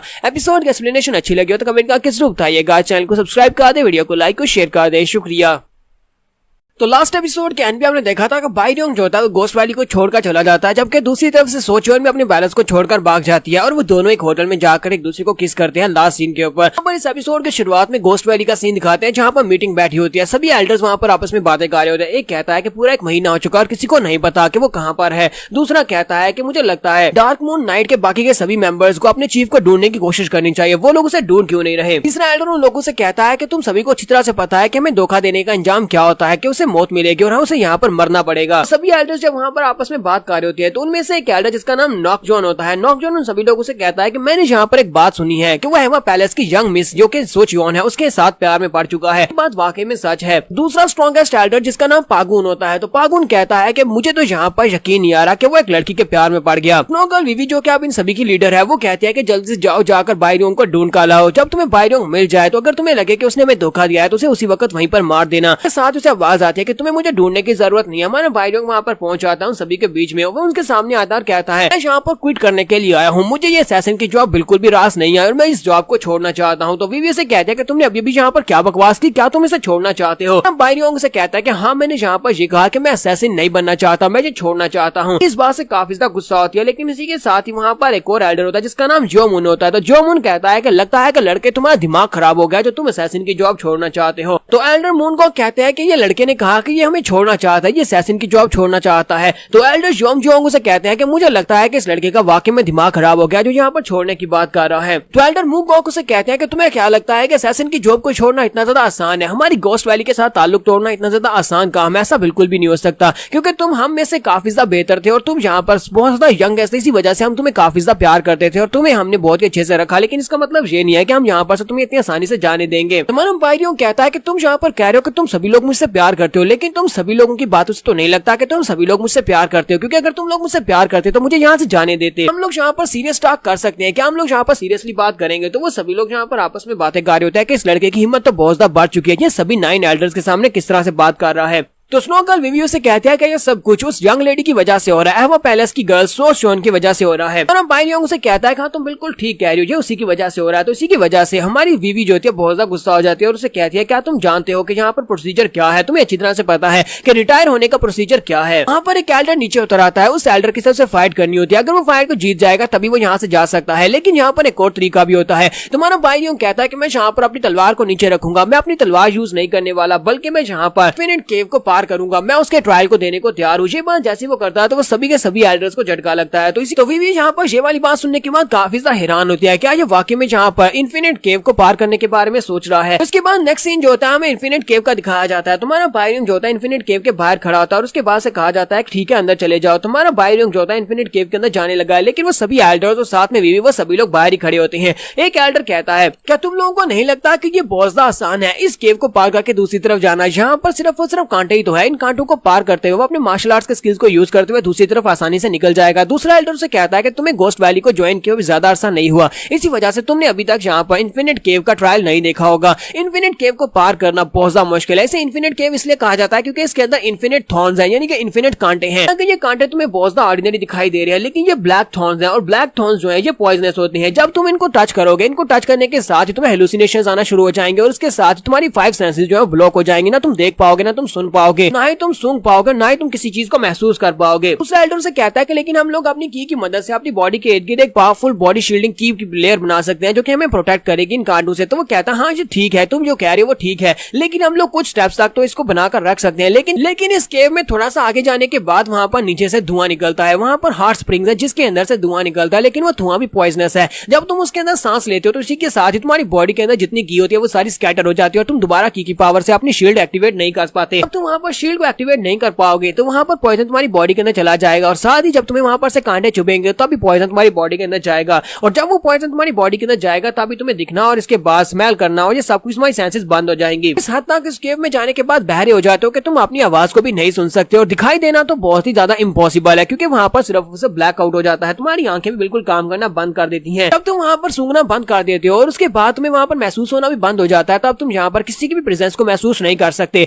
यानी कि तुम्हें महसूस नहीं होगा कि तुम्हारे सामने कौन आ गया है। भाइयों को भी वहां पर बिल्कुल ऐसा ही होता है। वहां पर कांटे टच होने की वजह से, पॉइजन की वजह से वो अंधा हो जाता है, उसे कुछ दिखाई नहीं दे रहा होता, ना ही वो वहां पर सूंघ सकता है, ना ही वहां पर वो महसूस कर सकता है, ना ही वो सुन सकता है। तो बाहर वाला एल्डर दूसरे एल्डर से कहता है कि इस केव के अंदर अभी यहाँ पर खतरा खत्म नहीं होता। एक बार जब तुम्हारी सेंसेस ब्लॉक हो जाती हैं तुम ऐसे तुम बिल्कुल ऐसे ही होते हो जैसे कि तुम एक डार्क केव के अंदर जहाँ पर तुम्हें कुछ भी दिखाई सुनाई नहीं दे रहा और इसी के साथ ही वहां पर वो कमीने निकलते हैं। अभी मॉन्स्टर्स वो सभी डीमंस जो कि डीमन क्लैन के लोग हैं जिन्हें वहां पर छोड़ दिया गया है, वो सभी डीमन क्लैन के लोग जो क्या पपेट बन चुके हैं वहां पर उस केव के अंदर रहते हैं। पपेट्स को तकरीबन 100 साल पहले जहाँ पर इस केव के अंदर डाला गया था वो लोग वहां से बाहर नहीं निकल सकते, वो लोग वहीं पर रहते हैं, वो जिंदा है ना वो मरे हुए हैं। उनकी एक खासियत यह है कि वो ब्लड को सूंघ सकते हैं। जब वो ब्लड को सूंघते हैं तब वो भागते हुए उसके ऊपर अटैक करते हैं, चाहे उनका टारगेट कोई भी हो। ट्रायल टेस्ट वाला बंदा जो होता है वो कांटों से जख्मी होने के बाद उसका ब्लड बह रहा होता है, जब वो वहां पर पहुंचता है तो वो सभी पागलों की तरह उसके ऊपर अटैक कर देते हैं और वो बंदा जो है कुछ महसूस भी नहीं कर सकता, उसे कुछ पता भी नहीं चलता कब उसके ऊपर कहां से अटैक हो गया। इसी के साथ हमारे भाइयों के ऊपर भी अटैक हो रहा था, कोई उसकी बॉडी के अंदर तलवार दंसा रहा रहा था, कोई उसके कंधे के ऊपर काट रहा होता है। बायोंग जो होता है वहाँ पर अपने हाथ पांव चलाता है और कुछ ज़ॉम्बीज को पीछे की तरफ गिरा देता है, कुछ ज़ॉम्बीज को अटैक करके वो पीछे की तरफ गिराता है, क्योंकि वो ज़ॉम्बीज जो होते हैं वो वहाँ पर सकते हैं, लेकिन हमारा बायोंग देख नहीं सकता। बायोंग कहता है कि मेरे पास ज्यादा टाइम नहीं है, तुम सभी लोग एक साथ मेरे पर अटैक करो। इसी के साथ ही वो सभी लोग जो होते हैं उसके ऊपर अटैक करते हैं। तो बायोंग के हाथ में भी तलवार लग जाती है और वो अपनी तलवार को घुमाते हुए आगे की तरफ बढ़ता जाता है। और बायोंग कहता है कि अगर मेरे पास की पावर नहीं है, अगर मेरे पास यहाँ पर स्मेल करने की पावर नहीं है, मुझे देखने की पावर नहीं है और इसके साथ साथ सुनने की पावर नहीं है, महसूस करने की पावर नहीं है, लेकिन मेरे पास एक तलवार है, तो फिर इसका मतलब यह है कि मैं तुम सभी को मार सकता हूँ। इसका मतलब यह है कि मैं सब कुछ खत्म करके इस ट्रायल को पास कर सकता हूँ। तो बायोंग बस अपनी तलवार को घुमाता जा रहा था और उसके सामने जो कुछ भी आता है वो सभी को काटता जाता है। अब के यहीं पर से एक सीन सोचियोन का भी दिखाते हैं। सोचियोन अपने रूम में बैठी होती है, तो सोचियोन वहां पर बैठी सोच रही होती है और उदास होती है कि क्या वो वापस आएगा, क्योंकि उसने कहा था कि वो असैसिन की जॉब छोड़ना चाहता है और वहां पर टेस्ट को पास करके वो वापस उसके पास जरूर आएगा। सोचियोन कहती है कि उसने मुझसे वादा किया था कि वो जरूर आएगा और वो काफी ज्यादा उदास भी होती है। जबकि दूसरी तरफ हमारा बायोंग जो होता है वहां पर अभी मॉन्स्टर्स को मार रहा था और कहता है कि मैं यहाँ पर मार नहीं सकता, मैंने वादा किया है कि मैं उसके पास वापस जाऊंगा, मेरे रास्ते में जो भी आएगा मैं उसको मार डालूंगा, मैं किसी को भी नहीं छोड़ने वाला। बायोंग कहता है कि हालांकि मुझे यहाँ पर दिख नहीं रहा, लेकिन मुझे इतना महसूस हो रहा है कि मेरे हाथ में तलवार और तलवार को चलाते हुए जब मैं तलवार को चलाता हूँ तो मेरी तलवार किसी की बॉडी के साथ टकराती है और उसकी बॉडी कट जाती है। जहाँ पर बायोंग काफी देर तक तलवार को घुमाता रहता है। तलवार को घुमाने के बाद वहाँ पर जितने भी छोटे डीमंस होते हैं वो सारे मर जाते हैं, वो सभी ज़ॉम्बीज जो होते हैं वहीं पर नीचे गिर जाते हैं। लेकिन उसके बाद हमारे बायोंग जो होता है अभी वहाँ पर ऐसी अपनी तलवार को घुमा रहा होता है और कहता है कि दफा हो जाओ, मर जाओ, लेकिन उसकी तलवार किसी के अंदर दंस जाती है और वो जब सामने की तरफ देखता है, क्योंकि उसे दिखाई तो कुछ नहीं दे रहा होता, वहाँ पर एक बड़ा सा डीमन खड़ा होता है, एक बड़ा सा साइज में काफी ज्यादा बड़ा डीमन होता है। तो वो कहता है काफी अरसे के बाद मैं यहाँ पर दोबारा से रॉ मीट को स्मेल कर रहा हूँ, लगता है कि काफी अरसे के बाद कोई यहाँ पर केव के अंदर आया है, लगता है कि आज तो यहाँ पर ताजा गोश्त खाने को मिलेगा। बायोंग उसे कहता है कि मैं तुम्हें वार्निंग दे रहा हूँ कि मेरे रास्ते से हट जाओ वरना मैं तुम्हें मार डालूंगा। जबकि वो बंदा उसे सख्त पंच मारता है और उसे कहता है कि तुम्हें क्या लगता है कि तुम यहाँ पर मुझे वार्निंग दे सकते हो, वार्निंग तो मैं तुम्हें दूंगा। उसके एक पंच की वजह से वो काफी दूर जाकर गिरता है। तो इसी के साथ ही वो बंदा जो होता है वो हंसना शुरू कर देता है। एल्डर जो होते हैं वो कहते हैं कि वहाँ पर उसके बाद उन सभी ज़ॉम्बीज के खत्म होने के बाद आता है एक्सट्रीम जिन डीमन। एक्सट्रीम जिन डीमन कभी इस डीमन क्लैन का सक्सेसर हुआ करता था और वो सपना देखता था कि वो पूरी दुनिया के ऊपर कब्जा कर लेगा और पूरी दुनिया के ऊपर राज करेगा और सबसे बेस्ट मार्शल आर्टिस्ट बनकर दिखाएगा। उसने बहुत ज्यादा मेहनत की और बहुत ही अच्छी मार्शल आर्ट्स की टेक्निक्स को मास्टर किया। उसकी एक्सट्रीम जिन एनर्जी की वजह से वो बहुत ज्यादा पावरफुल था। उसने अपने डीमन लैंड को छोड़ा, यहाँ पर मेन लैंड में आ गया, म्यूरियम वर्ल्ड में आकर उसने यहाँ पर खून खराबा शुरू कर दिया और पूरे 1 महीने तक वो यहाँ पर खून खराबा करता रहा। उसे लगा कि वो सबसे ज्यादा स्ट्रॉन्गेस्ट है, लेकिन उसके बाद टैंग आरा का एक बहुत ही पावरफुल मार्शल आर्टिस्ट जो कि अभी बहुत ज्यादा यंग था, उसने इसको हरा दिया। उसकी किस्मत बहुत ज्यादा खराब थी जिन डीमन की। इस यंग मार्शल आर्टिस्ट ने जिन डीमन को हराया था वो बाद में आयरन माउंटेन स्वर्ड एम्परर बना था। जिन डीमन को हराने के बाद से यहाँ पर इस केव के अंदर फेंक दिया गया और यहाँ पर ना जिंदा है ना मरा हुआ है, ये बिल्कुल एक जियांगशी है, यानी कि एक पपेट बन चुका है, हमेशा के लिए यहीं पर इसी केव में ही रहने वाला है। और इसी की वजह से कोई भी यहाँ पर ट्रायल टेस्ट को पार करके इन्फिनिट केव के अंदर जिंदा बाहर नहीं निकल पाता और ना ही कोई गोस्ट वैली को जिंदा छोड़कर जा सकता है। यही रूल है। यहाँ पर हमारी एपिसोड 07 का एंड होगा। नेक्स्ट एपिसोड में देखेंगे क्या हमारा बायोंग यहाँ से बाहर जा पाएगा। और एपिसोड की एक्सप्लेनेशन अच्छी लगी तो कमेंट करके जरूर बताइएगा। चैनल को सब्सक्राइब कर दे, वीडियो को लाइक और शेयर कर दें। शुक्रिया। तो गाइस कैसे हैं हम सब लोग द स्ट्रॉन्ग वन के एपिसोड 08 के साथ हाजिर हो। तो लास्ट एपिसोड के एंड पे हमने देखा था कि जब हमारा बायोंग वहां पर जितने भी डमीज होते हैं उन सभी को मार देता है, यानी ज़ॉम्बीज को मार देता है और उसके बाद उसके सामने एक्सट्रीम जिन डीमन निकल आता है। तो जिन डीमन के बारे में वहां पर कहानी सुनाई जाती है कि वो एक बहुत ही पावरफुल डीमन था, डीमन क्लैन का एक बहुत ही पावरफुल मेंबर था। जब वो यहाँ पर मेनलैंड में आया तो यहाँ पर आकर उसने बहुत सारे लोगों को मार दिया, यहाँ पर मारकर यहाँ पर राज करना चाहता था। लेकिन अफसोस के आयरन माउंटेन एम्परर ने उसको बड़ी आसानी से हरा दिया और उसके बाद स्केप के अंदर से ट्रैप कर दिया। बायोंग की फाइट भी चालू होती है, जहाँ पर बायोंग कभी उसके ऊपर अटैक करता है तो कभी एक्सट्रीम जिन डीमन जो होता है उसके ऊपर अटैक करता है। लेकिन एक्सट्रीम जिन डीमन जो होता है वो उसके ऊपर ज्यादा अटैक्स कर रहा होता है। इसी के साथ ही बायोंग जंप करते हुए अपनी तलवार को उसके सर के अंदर दंसा देता है। लेकिन जिन डीमन जो होता है उसकी तलवार को पकड़ लेता है और उसे कहता है क्या तुम्हें वाकई में लगता है कि तुम यहाँ पर मुझे अपनी तलवार से मार सकते हो, क्योंकि मैं तो पहले से ही मरा हुआ हूँ, लेकिन तुम आज यहाँ पर मेरा खाना बनने वाले, चाहे कुछ भी कर लो यहाँ पर तुम मेरा खाना बंद कर ही रहोगे। इसी के साथ ही वो अपना मुंह खोलता है और अपने मुंह के अंदर से एक जबरदस्त अटैक निकालता है जो कि गैस की फॉर्म में होता है। वहाँ पर सामने एक जबरदस्त धमाका होता है, वो बायोंग के ऊपर अटैक करता है। बायोंग जो होता है उसके अटैक के साथ हिट होने के बाद पीछे वाली दीवार के साथ जाकर भटकता है। तो इसी के साथ जिन डीमन उसे कहता है कि मुझे यहाँ पर बताओ कि तुम्हारे जिंदा रहने की वजह क्या है। अगर तुमने यहाँ पर मुझे सही वजह बता दी तो हो सकता है कि मैं तुम्हें जिंदा छोड़ दूं। तुम्हारा बायोंग जब वहाँ पर से अटैक होने के बाद उठकर खड़ा होता है तो वो कहता है कि मेरे कानों ने यहाँ पर फिर से सुनना शुरू कर दिया है और मुझे लगता है कि मैं यहाँ पर थोड़ा थोड़ा देख भी सकता हूँ, क्योंकि मुझे यहाँ पर थोड़ा थोड़ा ब्लरी सा दिखाई दे रहा है। मतलब यह कि मेरी सेंसेस मेरे पास वापस आ रही है। तो जिन डीमन आगे बढ़ता और कहता है क्या तुम मेरी बात को सुन रहे हो? तुम्हारे जैसा एक बहुत ज्यादा यंग लड़का इतना ज्यादा कमजोर कैसे हो सकता सकता है, जब मैं तुम्हारी उम्र का था तब मैं बहुत ज्यादा स्ट्रॉन्ग था। इसी के साथ ही वो आगे बढ़ रहा था और जाकर उसके करीब जाकर उसे कहता है कि कमीने गए क्या, आप जल्दी से बताओ क्या तुम मेरी बात सुन रहे हो? तुम्हें नहीं लगता कि तुम्हें यहाँ पर और ज्यादा एनर्जेटिक और पावरफुल होना चाहिए था अगर तुम वाकई में जिंदा रहना चाहते हो? मुझे नहीं लगता कि तुम्हारे पास जिंदा रहने की कोई वजह है। हमारा भाई वहाँ पर सोच रहा था कि उसकी बॉडी के अंदर से पॉइजन निकलता जा रहा है, उस पॉइजन की वजह से उसके पांचों सेंसेस वापस आ रही है और एक बार उसकी सेंसेस वापस आ गई तो उसके बाद उसकी स्ट्रेंथ वापस आ जाएगी और की पावर वापस आ गई तो जिन डीमन को आसानी से हरा सकता है। तो जिन डीमन उसके काफी ज्यादा करीब चला जाता है और कहता है कि मैं यहाँ पर तुमसे ये पूछ रहा हूँ कि तुम्हारे जिंदा रहने की वजह क्या है, अगर तुम यहाँ पर सही वजह बताओ कि मैं तुम्हें छोड़ दूंगा। तुम्हारा भाई उसे कहता है कि मेरे जिंदा रहने की वजह अभी तक मुझे मिली नहीं, एक बार मैं तुम्हें मार डालूं, तुम्हें मारने के बाद जब मैं बाहर निकलूंगा तो बाहर जाकर मैं अपने जिंदा रहने की वजह ढूंढ लूंगा। तो जिन डीमन उसे कहता है कि तुमने जो वजह बताई है जो मुझे बिल्कुल भी पसंद नहीं आई, मैंने कहा था अगर मुझे पसंद आई तो फिर मैं तुम्हें जिंदा छोड़ूंगा, लेकिन अब यहाँ पर तुम्हें जिंदा छोड़ने के बारे में सोचा नहीं जा सकता, तो अब यहाँ पर मैं तुम्हें खाने वाला हूँ। और इसी के साथ वो अपना बड़ा सा मुंह खोलता है और कहता है कि चलो जल्दी से अब रेडी हो जाओ मेरे पेट में जाने के लिए। जब हमारा भाई उसे कहता है कि मैं यहाँ पर तुमसे एक सवाल पूछना चाहता हूँ तो जिन डीमन वहीं पर रुक जाता है और कहता है कि हाँ पूछो, तुम मुझसे क्या पूछना चाहते हो? तो भाई उसे कहता है कि बताओ कि तुम्हारे जिंदा रहने की वजह क्या है, मुझे ये तो बताओ कि तुम्हारे जिंदा रहने की वजह क्या है, आखिर तुम यहाँ पर अभी तक जिंदा ही क्यों? क्योंकि तुमने अपनी कब्र के ऊपर एक बड़ा सा पत्थर उठा रखा और साथ ही तुम्हारा चेहरा इतना ज्यादा भद्दा हो चुका है कि इसे देखकर ही उल्टी आ जाए। तो जिन डीमन उसकी बात सुनने के बाद कहता है कि पहली बार किसी ने मुझसे इस तरह का सवाल पूछा है कि मैं अभी तक जिंदा क्यों हूँ, पहले मुझसे कभी भी किसी ने इस तरह का सवाल नहीं पूछा। मेरा जवाब यहाँ पर यह है कि हम जैसे लोगों के लिए जिंदा रहने की कोई वजह ही नहीं है, हम लोग बस जिंदा रहना चाहते हैं, इसी वजह से हम लोग जिंदा हैं। चलो आप जल्दी से रेडी हो जाओ, मैंने तुम्हारे सवाल का जवाब दे दिया, अब तुम्हें यहाँ पर मेरा खाना बनना। और फिर से अपना मुंह खोलता है हमारे भाइयों को खाने लगता है। जब वो भाइयों को खाने लगता है तो हमारे भाइयों की तलवार उसके पेट के अंदर होती है, हमारे भाइयों ने अपनी तलवार को उसके पेट के अंदर दंसा दिया होता है और साथ ही वो अपनी तलवार को ऊपर की तरफ खींचता है, उसकी बॉडी के ऊपर जो पत्थर होता है इसके साथ साथ उसकी बॉडी वहां पर अंदर से कट जाती है। इसी के साथ ही वो चिल्लाकर उसे कहता है कि तुम्हें क्या लगता है कि तुम यहाँ पर मेरी बॉडी के ऊपर कट लगा के तुम मुझे मार सकते हो? मेरे पास इमॉर्टल बॉडी है, मैं यहाँ पर मर नहीं सकता, तुम कुछ भी खा लो तुम मुझे मार नहीं पाओगे। तुम्हारा भाइयों से कहता है कि हाँ ये बात तो ठीक है कि तुम्हारे पास इमॉर्टल बॉडी है, लेकिन मैं यहाँ पर तुम्हें जिंदा बिल्कुल भी नहीं छोड़ सकता, मुझे यहाँ पर तुम्हें हराना है, तुम्हें मारना नहीं है। और इसी के साथ हमारा भाइयों से कहता है कि मैं यहाँ पर तुम्हारी तरह एक मॉन्स्टर बनकर अपनी बाकी की सारी जिंदगी गुजारना बिल्कुल भी नहीं चाहूंगा और मेरे जिंदा रहने की वजह बहुत ज्यादा अच्छी है। और इसी के साथ वो फिर से तलवार चलाता है और उसका हाथ काट देता है। उसका हाथ काटने के साथ ही जिन डीमन दूसरे हाथ के साथ हमारे भाइयों को गले से पकड़ लेता है और कहता है कि तुम सिर्फ और सिर्फ एक छोटे बच्चे हो, नहीं पता कि जिंदा रहना क्या होता है। इसी के साथ हमारा भाइयों अपनी तलवार को दूसरे हाथ में कैच करता है और अपनी तलवार को उसकी गर्दन के ऊपर रखते हुए उसकी गर्दन काट देता है। भाइयों उसका सर काट देता है और कहता है कि हेल में जाओ और वहां पर जाकर जितना खाना खाना चाहो उतना खाना खा सकते हो। तो उसकी गर्दन कटने के बाद हमारा भाइयों एक बड़ा सा पत्थर उठाता है और उसके सर के ऊपर जाकर फेंक देता है ताकि उसका सर नीचे आकर कुचला जाए, क्योंकि अगर उसका सर ही वहां पर वापस वो अपने सर की बॉडी के साथ नहीं जोड़ेगा तो वो दोबारा से रीजनरेट नहीं कर पाएगा।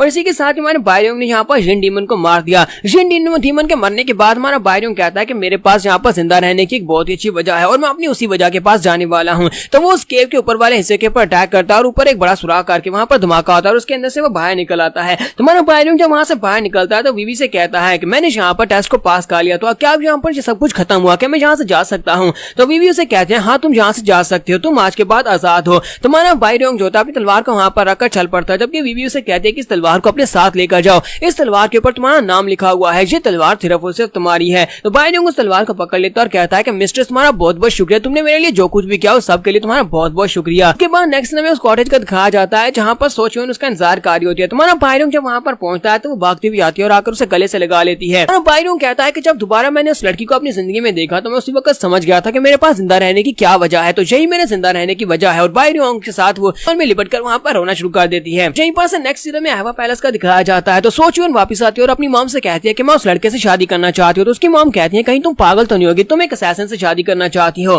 तो सोचियोन उनसे कहती है लेकिन मॉम भाइयों अब एक असैसिन नहीं रहा, उसने घोस्ट वैली को छोड़ दिया, अब वो एक काम इंसान बन चुका है, वो मेरे साथ रहेगा। मॉम उसे कहती है लेकिन उसने हमारे पैलेस के अंदर घुसकर जहाँ पर से फ्रूट ऑफ इमॉर्टैलिटी को चोरी करने की कोशिश की थी। सिर्फ इतना ही नहीं, उसने तुम्हें मारने की कोशिश की, जहाँ तक उसने तुम्हें बहुत ही बुरी तरह से जख्मी भी कर दिया था, वो भी 2 बार। तो सोचियोन उसे कहती है लेकिन मॉम उसने किसी को मारा तो नहीं, उसने ना हमारे गार्ड्स को मारा ना ही उसने मुझे मारा, और वैसे भी इमॉर्टैलिटी का फ्रूट तो अभी भी हमारे पास सेव है, तो फिर इसका मतलब यह कि वो बिल्कुल निर्दोष है। तो उसकी मदर गुस्सा हो जाती है और उठकर खड़ी होती है और उसे कहती है लेकिन फिर भी मुझे एक बात तो बताओ कि पूरी दुनिया में तुम्हें सिर्फ और सिर्फ वही एक लड़का मिला था शादी करने के लिए, क्या इस दुनिया में बाकी सभी लड़के मर गए हैं? तो वो कहती है लेकिन मैं उससे बहुत ज्यादा प्यार करती हूँ। अच्छा तो ये बात है कि तुम उससे प्यार करती हो, इसका मतलब यह है कि तुम्हारे प्यार को खत्म करने के लिए मुझे उस लड़के को जान से मारना होगा, मैं उस लड़के को अपने हाथों से मार डालूंगी और उसके बाद तुम्हारा प्यार खत्म हो जाएगा। हमारी सोचियोन उसे कहती है कि मॉम आप उसको मार नहीं सकती क्योंकि मैं प्रेग्नेंट हूँ और मेरे पेट में उसका बेबी है। ये बात सुनने के बाद उसकी मॉम को भी एक झटका लगता है, वो वहीं पर रुक जाती है। सोचियोन कहती है कि मेरे पास उसका बच्चा है और हम लोग मैं बहुत ही जल्दी इस बच्चे को जन्म देने वाली हूँ। तो उसकी मॉम मॉम ये वाली बात सुनने के बाद थोड़ी सी शांत होती है, फिर साथ उसे कहती है अच्छा ठीक है मैं तुम्हें इस लड़के से शादी करने दूंगी, तुम बायरोंग से शादी कर सकती हो, लेकिन तुम्हें हमारे पैलेस को छोड़कर जाना होगा, ना सिर्फ इस पैलेस को बल्कि तुम्हारे साथ तुम्हारा कोई भी ताल्लुक नहीं रहेगा, तुम मेरी बेटी नहीं रहोगी, ना ही मैं यहाँ पर तुम्हारे बच्चे को एक्नॉलेज करूंगी, ना ही उसे अहवा पैलेस की विरासत मिलेगी, वो सिर्फ और सिर्फ उसी लड़के का ही बेबी रहेगा और तुम्हारा बेबी रहेगा। क्या तुम वाकई में इस बारे में श्योर हो कि तुम सब कुछ छोड़कर अपनी माँ अपनी बहन और अपने अहवा पैलेस को छोड़कर सब कुछ छोड़कर तुम उस लड़के के साथ खुश रह पाओगे? क्या तुम्हें वाकई में लगता है कि तुम इस बारे में बिल्कुल भी नहीं पछताने वाली? तो सोचियोन अपनी मॉम से कहते हैं कि नहीं मैं इस बारे में बिल्कुल भी नहीं पछताऊंगी, मैंने जो फैसला किया है वो ठीक किया है, मैं उस लड़के के साथ सारी जिंदगी बिताने को तैयार हूँ, उसके साथ बहुत ज्यादा खुश रहने वाली हूँ। उसके साथ उसकी मॉम और उसकी बहन भी वहाँ पर उसको देख रहे होते हैं। उनके चले जाने के बाद एक सीजन गुजरता है और उसके बाद जब वहाँ पर नए फूल खिलते हैं, सोचियोन बायरोंग वहाँ पर गार्डन में खड़े होते हैं, फूलों को देख रहे होते हैं। सोचियोन बायरोंग से कहते हैं क्या तुमने कभी समुद्र देखा है? तो वो कहता है कि समुद्र मैंने कभी नहीं देखा, वो क्या होता है? सोचियोन उसे कहती है तुमने पानी का तालाब तो देखा होगा, समुद्र भी पानी का तालाब होता है लेकिन वो बहुत ज्यादा बड़ा होता है, इतना बड़ा होता है कि जहाँ तक तुम्हारी नजर जाती है वहाँ पर सिर्फ पानी होता है, और सही यही नहीं उसके बीच यानी कि जहाँ पर उसका किनारा होता है उसके ऊपर बहुत सारे प्लम ब्लॉसम के ट्रीज होते हैं जिनके ऊपर बहुत सारे खूबसूरत फूल खिलते हैं। मैंने उसके बारे में पढ़ा है कि वो इस दुनिया के सबसे आखिरी छोर के ऊपर है, जब तुम चलते चलते दुनिया के आखिरी छोर पर पहुंच जाओगे तब तुम्हें वो समुद्र दिखाई देगा और वहाँ पर फूल इतने ज्यादा है कि तुम वहाँ पर फूलों में चलते जाओ तभी वो फूल खत्म नहीं होंगे। मैंने सुना है कि अगर कोई इंसान वहाँ पर पहुंच जाता है, उस फूलों के गार्डन में पहुंच जाता है जो समुद्र के किनारे है, तो उसके बाद वो अपनी इंसानियत को खो देता है, यानी कि वो वहीं पर उसी गार्डन का होकर रह जाता है और कभी वहाँ से बाहर नहीं निकल पाता। सोचियोन बायरोंग से कहते हैं कि मुझसे वादा करो कि मैं और तुम हम दोनों एक दिन उस जगह के ऊपर जाएंगे, समुद्र के किनारे और फूलों के गार्डन में जाकर हम लोग अपनी बस्ती बसाएंगे, मैं तुम और हमारा बेबी जो कि बहुत ही जल्दी पैदा होने वाला है, हम तीनों वहाँ पर जाकर रहेंगे। बायरोंग से कहता है कि ठीक है मैं तुमसे वादा करता हूँ, साथ ही उसे फिर से किस करता है और यहाँ पर हमारी एपिसोड 8 का एंड हो जाता है। तो एपिसोड की एक्सप्लेनेशन अच्छी लगी हो तो कमेंट करके जरूर बताइएगा, चैनल को सब्सक्राइब कर दे, वीडियो को लाइक और शेयर कर दे, शुक्रिया। तो गाइस कैसे हैं आप सब लोग? द स्ट्रॉन्ग वन के एपिसोड 09 के साथ हाजिर हूं और इस वीक की लास्ट एपिसोड भी, क्योंकि अगले चैप्टर अभी तक रिलीज नहीं हुए और जब नए चैप्टर रिलीज होंगे तो मैं उनको भी साथ साथ एक्सप्लेन कर दूंगा। इस एपिसोड की शुरुआत में गोस्ट वैली का सीन दिखाया जाता है। गोस्ट वैली में हमारी वीवी जो होती है जब अंडरवर्ल्ड किंग से मिलने के लिए उसके रूम में आती है तो वहाँ पर अंदर से उसे आवाज आती है, वो उसे कहता है कि बायरोंग वो यहाँ पर से छोड़कर चला गया, तुमने उसे सजा क्यों नहीं दी और उसे इतनी आसानी से यहाँ से जाने क्यों दिया? स्नो गर्ल वीवी उसकी बात सुनने के बाद सोच रही होती है कि इसकी आवाज अंडरवर्ल्ड किंग की जैसी बिल्कुल भी नहीं है, लगता है कोई और यहाँ पर उसकी कुर्सी के ऊपर बैठा हुआ है। कहते हैं क्योंकि उसने यहाँ पर टेस्ट को पास कर लिया था, क्योंकि उसने इन्फिनिट केव के टेस्ट को पास किया और यही रूल है। आपको अच्छी तरह से पता है कि यहाँ पर से छोड़कर जाने वालों के लिए दो ही रूल्स होते हैं। पहला रूल यह है कि उसे एक एल्डर को हराना होगा, दूसरा रूल यह है कि इन्फिनिट केव को पार करना होगा और उस लड़के ने वो रूल को पूरा किया है। उसी तरफ से इंपोस्टर अंडरवर्ल्ड किंग जो होता है वो उसे कहता है कि तुमने यहाँ पर सिर्फ और सिर्फ रूल्स को फॉलो करते हुए उस लड़के को यहाँ से जाने दिया क्योंकि उस लड़के ने रूल को पूरा किया था। क्या तुम्हें लगता है कि तुम यहाँ पर हमारी गोस्ट वैली की लीडर बनने के लायक हो? मैंने कितनी बार ये बात कही है कि सिर्फ और सिर्फ स्ट्रॉन्गेस्ट लोगों को ही हमारी गोस्ट वैली का लीडर बनने की इजाजत है, क्योंकि तुम बहुत ज्यादा कमजोर हो, इसी वजह से तुमने उस लड़के को यहाँ से जाने दिया। मुझे पता है कि तुम्हें इस बात से काफी गुस्सा आएगा, लेकिन मुझे लगता है कि नोकजुन और पागुन वो दोनों तुमसे काफी ज्यादा बेहतर लीडर बन सकते हैं। तुम्हारी वीवी ज्योतिया आगे जाती हो, जाकर पर्दा हटाकर सामने देखते हैं तो वहाँ पर टामरांग बैठा होता है। टामरांग उसे देखकर हंसना शुरू कर देता है और कहता है कि मुझे लगता है कि तुम यहाँ पर मुझे देखकर बहुत ज्यादा खुश हुई होगी क्योंकि मैं काफी अरसे के बाद वापस आया हूँ। वीवी उसे कहते हैं कि जब लास्ट टाइम तुम यहाँ पर से छोड़कर चले गए थे तब तो हमें लगा था कि तुम कभी वापस नहीं आओगे, अब अचानक से तुम यहाँ पर वापस क्यों आ गए हो? तो टामरांग उसे कहता है कि मुझे नहीं पता कि मैं यहाँ पर वापस क्यों आया हूँ, अपनी मर्जी से यहाँ पर नहीं आया, बल्कि अंडरवर्ल्ड किंग ने मुझे मैसेज भेजा था, उसने मुझे कहा था कि मुझे यहाँ पर आना है। मेरे फादर यानी कि अंडरवर्ल्ड किंग ने मुझसे रिक्वेस्ट की थी कि मैं यहाँ पर कुछ अर्सा के लिए आऊँ क्योंकि यहाँ पर कुछ दिनों के लिए मुझे रुकना पड़ेगा। तुम्हारी वीवी इस बात से काफी ज्यादा हैरान होती है और उसे कहती है मुझे समझ नहीं आ रही कि अंडरवर्ल्ड किंग ने तुम्हें यहाँ पर क्यों भेज दिया होगा, क्योंकि पहले तुम यहाँ पर हमारी गोस्ट वैली को छोड़कर चले गए थे और अब अचानक से तुम्हें यहाँ पर वापस भेज दिया, और मुझे ये बताओ कि इस वक्त अंडरवर्ल्ड किंग है कहाँ पर? तो टामरांग उसे कहता है कि मुझे अपने फादर यानी अंडरवर्ल्ड किंग के बारे में तो कुछ भी नहीं पता कि वो इस वक्त कहाँ पर है, लेकिन जो बात मुझे पता है वो मैं तुम्हें बता सकता हूँ कि इस वक्त तुम्हारे अलावा बाकी के जितने एल्डर्स हैं वो सारे के सारे इस वक्त अहवा पैलेस के ऊपर अटैक करने के लिए जा चुके हैं। वो सभी लोग इस वक्त अहवा पैलेस के ऊपर अटैक कर रहे हैं ताकि वहाँ पर से इमॉर्टैलिटी का फ्रूट ले सकें। इस बात से वीवी को काफी बड़ा झटका लगता है। वीवी कहती है क्या वो सभी लोग वहाँ पर चले गए? तो टामरांग उसे कहता है कि हाँ मुझे पता है कि वो सभी लोग वहाँ पर चले गए, मुझे ये तो नहीं पता कि आखिर मेरे फादर ने उन सभी लोगों को ऑर्डर क्यों दिए होंगे। पता नहीं उन लोगों को फादर ने ऑर्डर दिए भी हैं या नहीं, यानी अंडरवर्ल्ड किंग के ऑर्डर्स को फॉलो करके वहाँ पर गए या फिर अपनी मर्जी से वो लोग वहाँ पर चले गए हैं, लेकिन मुझे लगता है कि वो सभी लोग इमॉर्टैलिटी का फ्रूट लेना चाहते हैं क्योंकि जिसके पास इमॉर्टैलिटी का फ्रूट आ जाएगा अगला अंडरवर्ल्ड किंग वो बन जाएगा। टामरांग उसे कहता है अच्छा ठीक है अब मैं यहाँ से जा रहा हूँ, मैं तो बस यहाँ पर रिक्वेस्ट को पूरा कर रहा था, फादर ने कहा था कुछ दिन यहाँ पर रुकना है। वीवी कहती है कि हमारी गोस्ट वैली के 9 एल्डर्स हैं और 9 के 9 एल्डर्स बहुत ज्यादा पावरफुल है, मार्शल आर्ट्स के मास्टर्स हैं, किसी के हाथ में वहाँ पर से फ्रूट ऑफ इमॉर्टैलिटी लग जाता है तो वो तो इमॉर्टल बन जाएगा। मुझे नहीं लगता कि अंडरवर्ल्ड किंग ने इन सभी एल्डर्स को वहाँ पर जाकर फ्रूट ऑफ इमॉर्टैलिटी को लाने का ऑर्डर दिया होगा, क्योंकि अंडरवर्ल्ड अंडरवर्ल्ड का किंग अच्छी तरह से जानता है कि इनमें से जिसके हाथ में भी वो फ्रूट आ गया वो खुद उसको खा जाएगा, वो कभी भी अंडरवर्ल्ड किंग के हाथों में नहीं आने देगा। मुझे तो लगता है कि अंडरवर्ल्ड किंग को इस बारे में कुछ भी नहीं पता और ये सभी लोग अपनी मर्जी से वहां पर चले गए हैं। मुझे यहाँ पर अंडरवर्ल्ड किंग के बारे में भी काफी ज्यादा परेशानी हो रही है क्योंकि वो पता नहीं कहाँ पर चला गया। पिछले काफी दिनों से वो दिखाई नहीं दिया, वो पता नहीं कहाँ पर चला गया, अभी तक वापस नहीं आया। तो स्नो गर्ल विवी जो होती है चलते चलते बैल्कनी में जाती है और वहां पर जाकर किसी से कहती है मुझे ये बताओ क्या चाचा से तुम्हारा कोई भी कांटेक्ट नहीं हो पाया? तो वो कहता है कि हाँ चाचा के साथ हमारा कांटेक्ट है और जैसे उसे यहाँ पर एवा पैलेस में कुछ अजीब दिखाई देगा वो उसी वक्त आपको बता देगा कि वहाँ पर क्या चल रहा है, क्योंकि इस वक्त वो वहीं पर है, वो एवा पैलेस में ही है।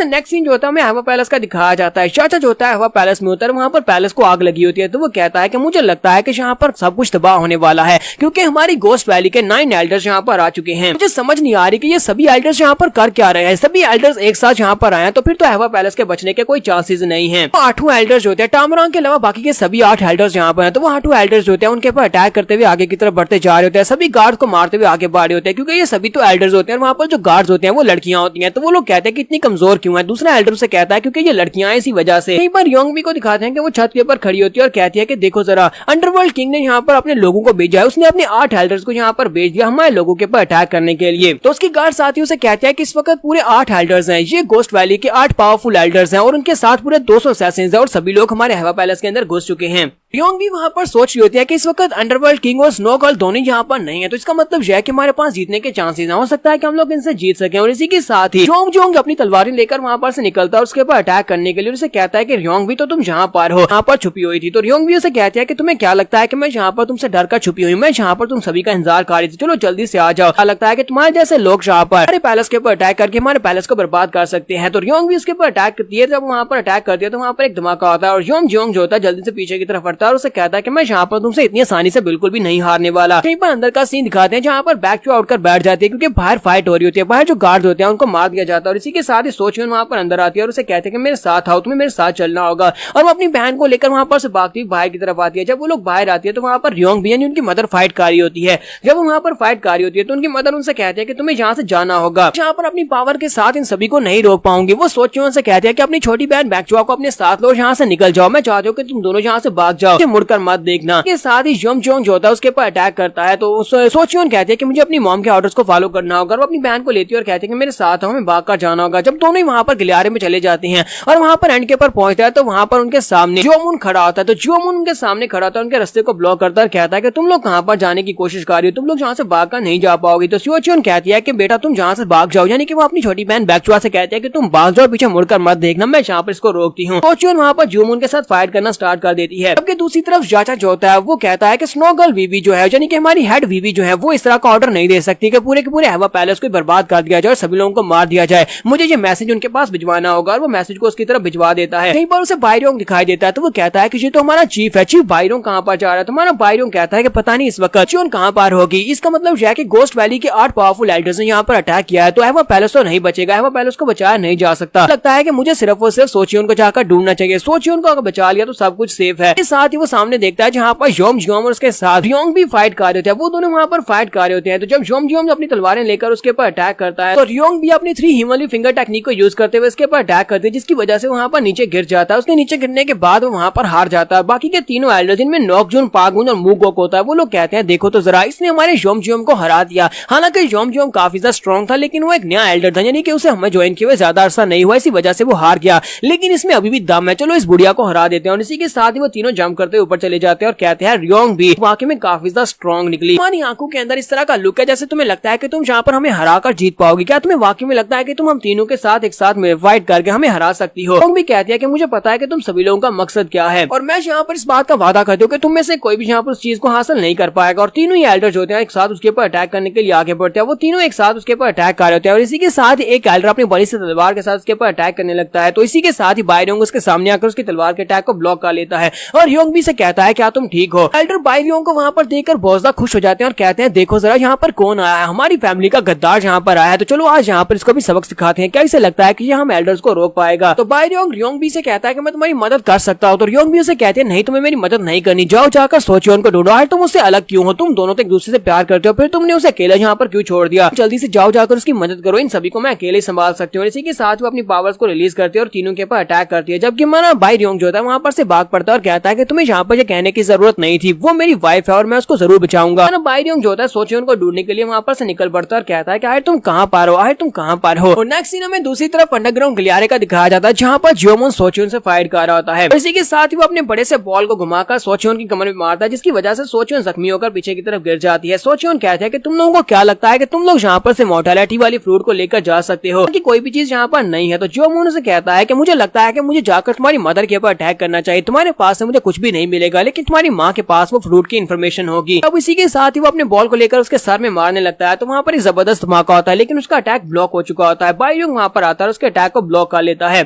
बायरिंग जियोमून से कहता है कि तुम यहाँ पर सिर्फ और सिर्फ 3 सेकंड्स में मरने वाले हो। जियोमून भी आगे से हंसना शुरू कर देता है और कहता है कि लड़के तुम्हें क्या लगता है कि तुम यहाँ पर इस काबिल हो चुके हो कि तुम यहाँ पर मुझे हरा सको। बायरिंग यहाँ पर अंडरवर्ल्ड के किंग की तलवारबाजी की टेक्निक को यूज करने लगा। वो उसके पहले मूव जिसका नाम 6 सोल सॉवरिंग स्ट्राइक्स होता है उसको यूज करते हुए सामने की तरफ 6 स्ट्राइक्स लगाता है। जियोमून भी इस बात से काफी हैरान होता है, कहता है अंडरवर्ल्ड किंग ने तो कभी तुम्हें अपनी तलवारबाजी की टेक्निक सिखाई नहीं, लगता है कि तुमने चोरी चोरी से देख देखकर उसकी टेक्निक को सीख लिया है। लेकिन ये कोई बड़ी प्रॉब्लम नहीं है क्योंकि तुम्हारे अटैक्स के अंदर वो पावर नहीं है जो कि अंडरवर्ल्ड किंग की टेक्निक के अंदर थी। इसी के साथ ही हमारा बायरिंग वहाँ पर सेकंड टेक्निक को यूज करता है जिसका नाम 6 सॉवरिंग स्ट्राइक्स ऑफ द डीमन सी होता है। अपनी तलवार को सामने की तरफ करते हुए सेकंड स्ट्राइक को यूज करता है और यहीं पर हमारे एपिसोड का एंड हो जाता है। जैसे इसके नए चैप्टर्स रिलीज होंगे इसी के साथ ही मैं उनको भी एक्सप्लेन कर दूंगा। तो एपिसोड की एक्सप्लेनेशन अच्छी लगी हो तो कमेंट करके जरूर बताइएगा। चैनल को सब्सक्राइब कर दें, वीडियो को लाइक और शेयर कर दें। शुक्रिया।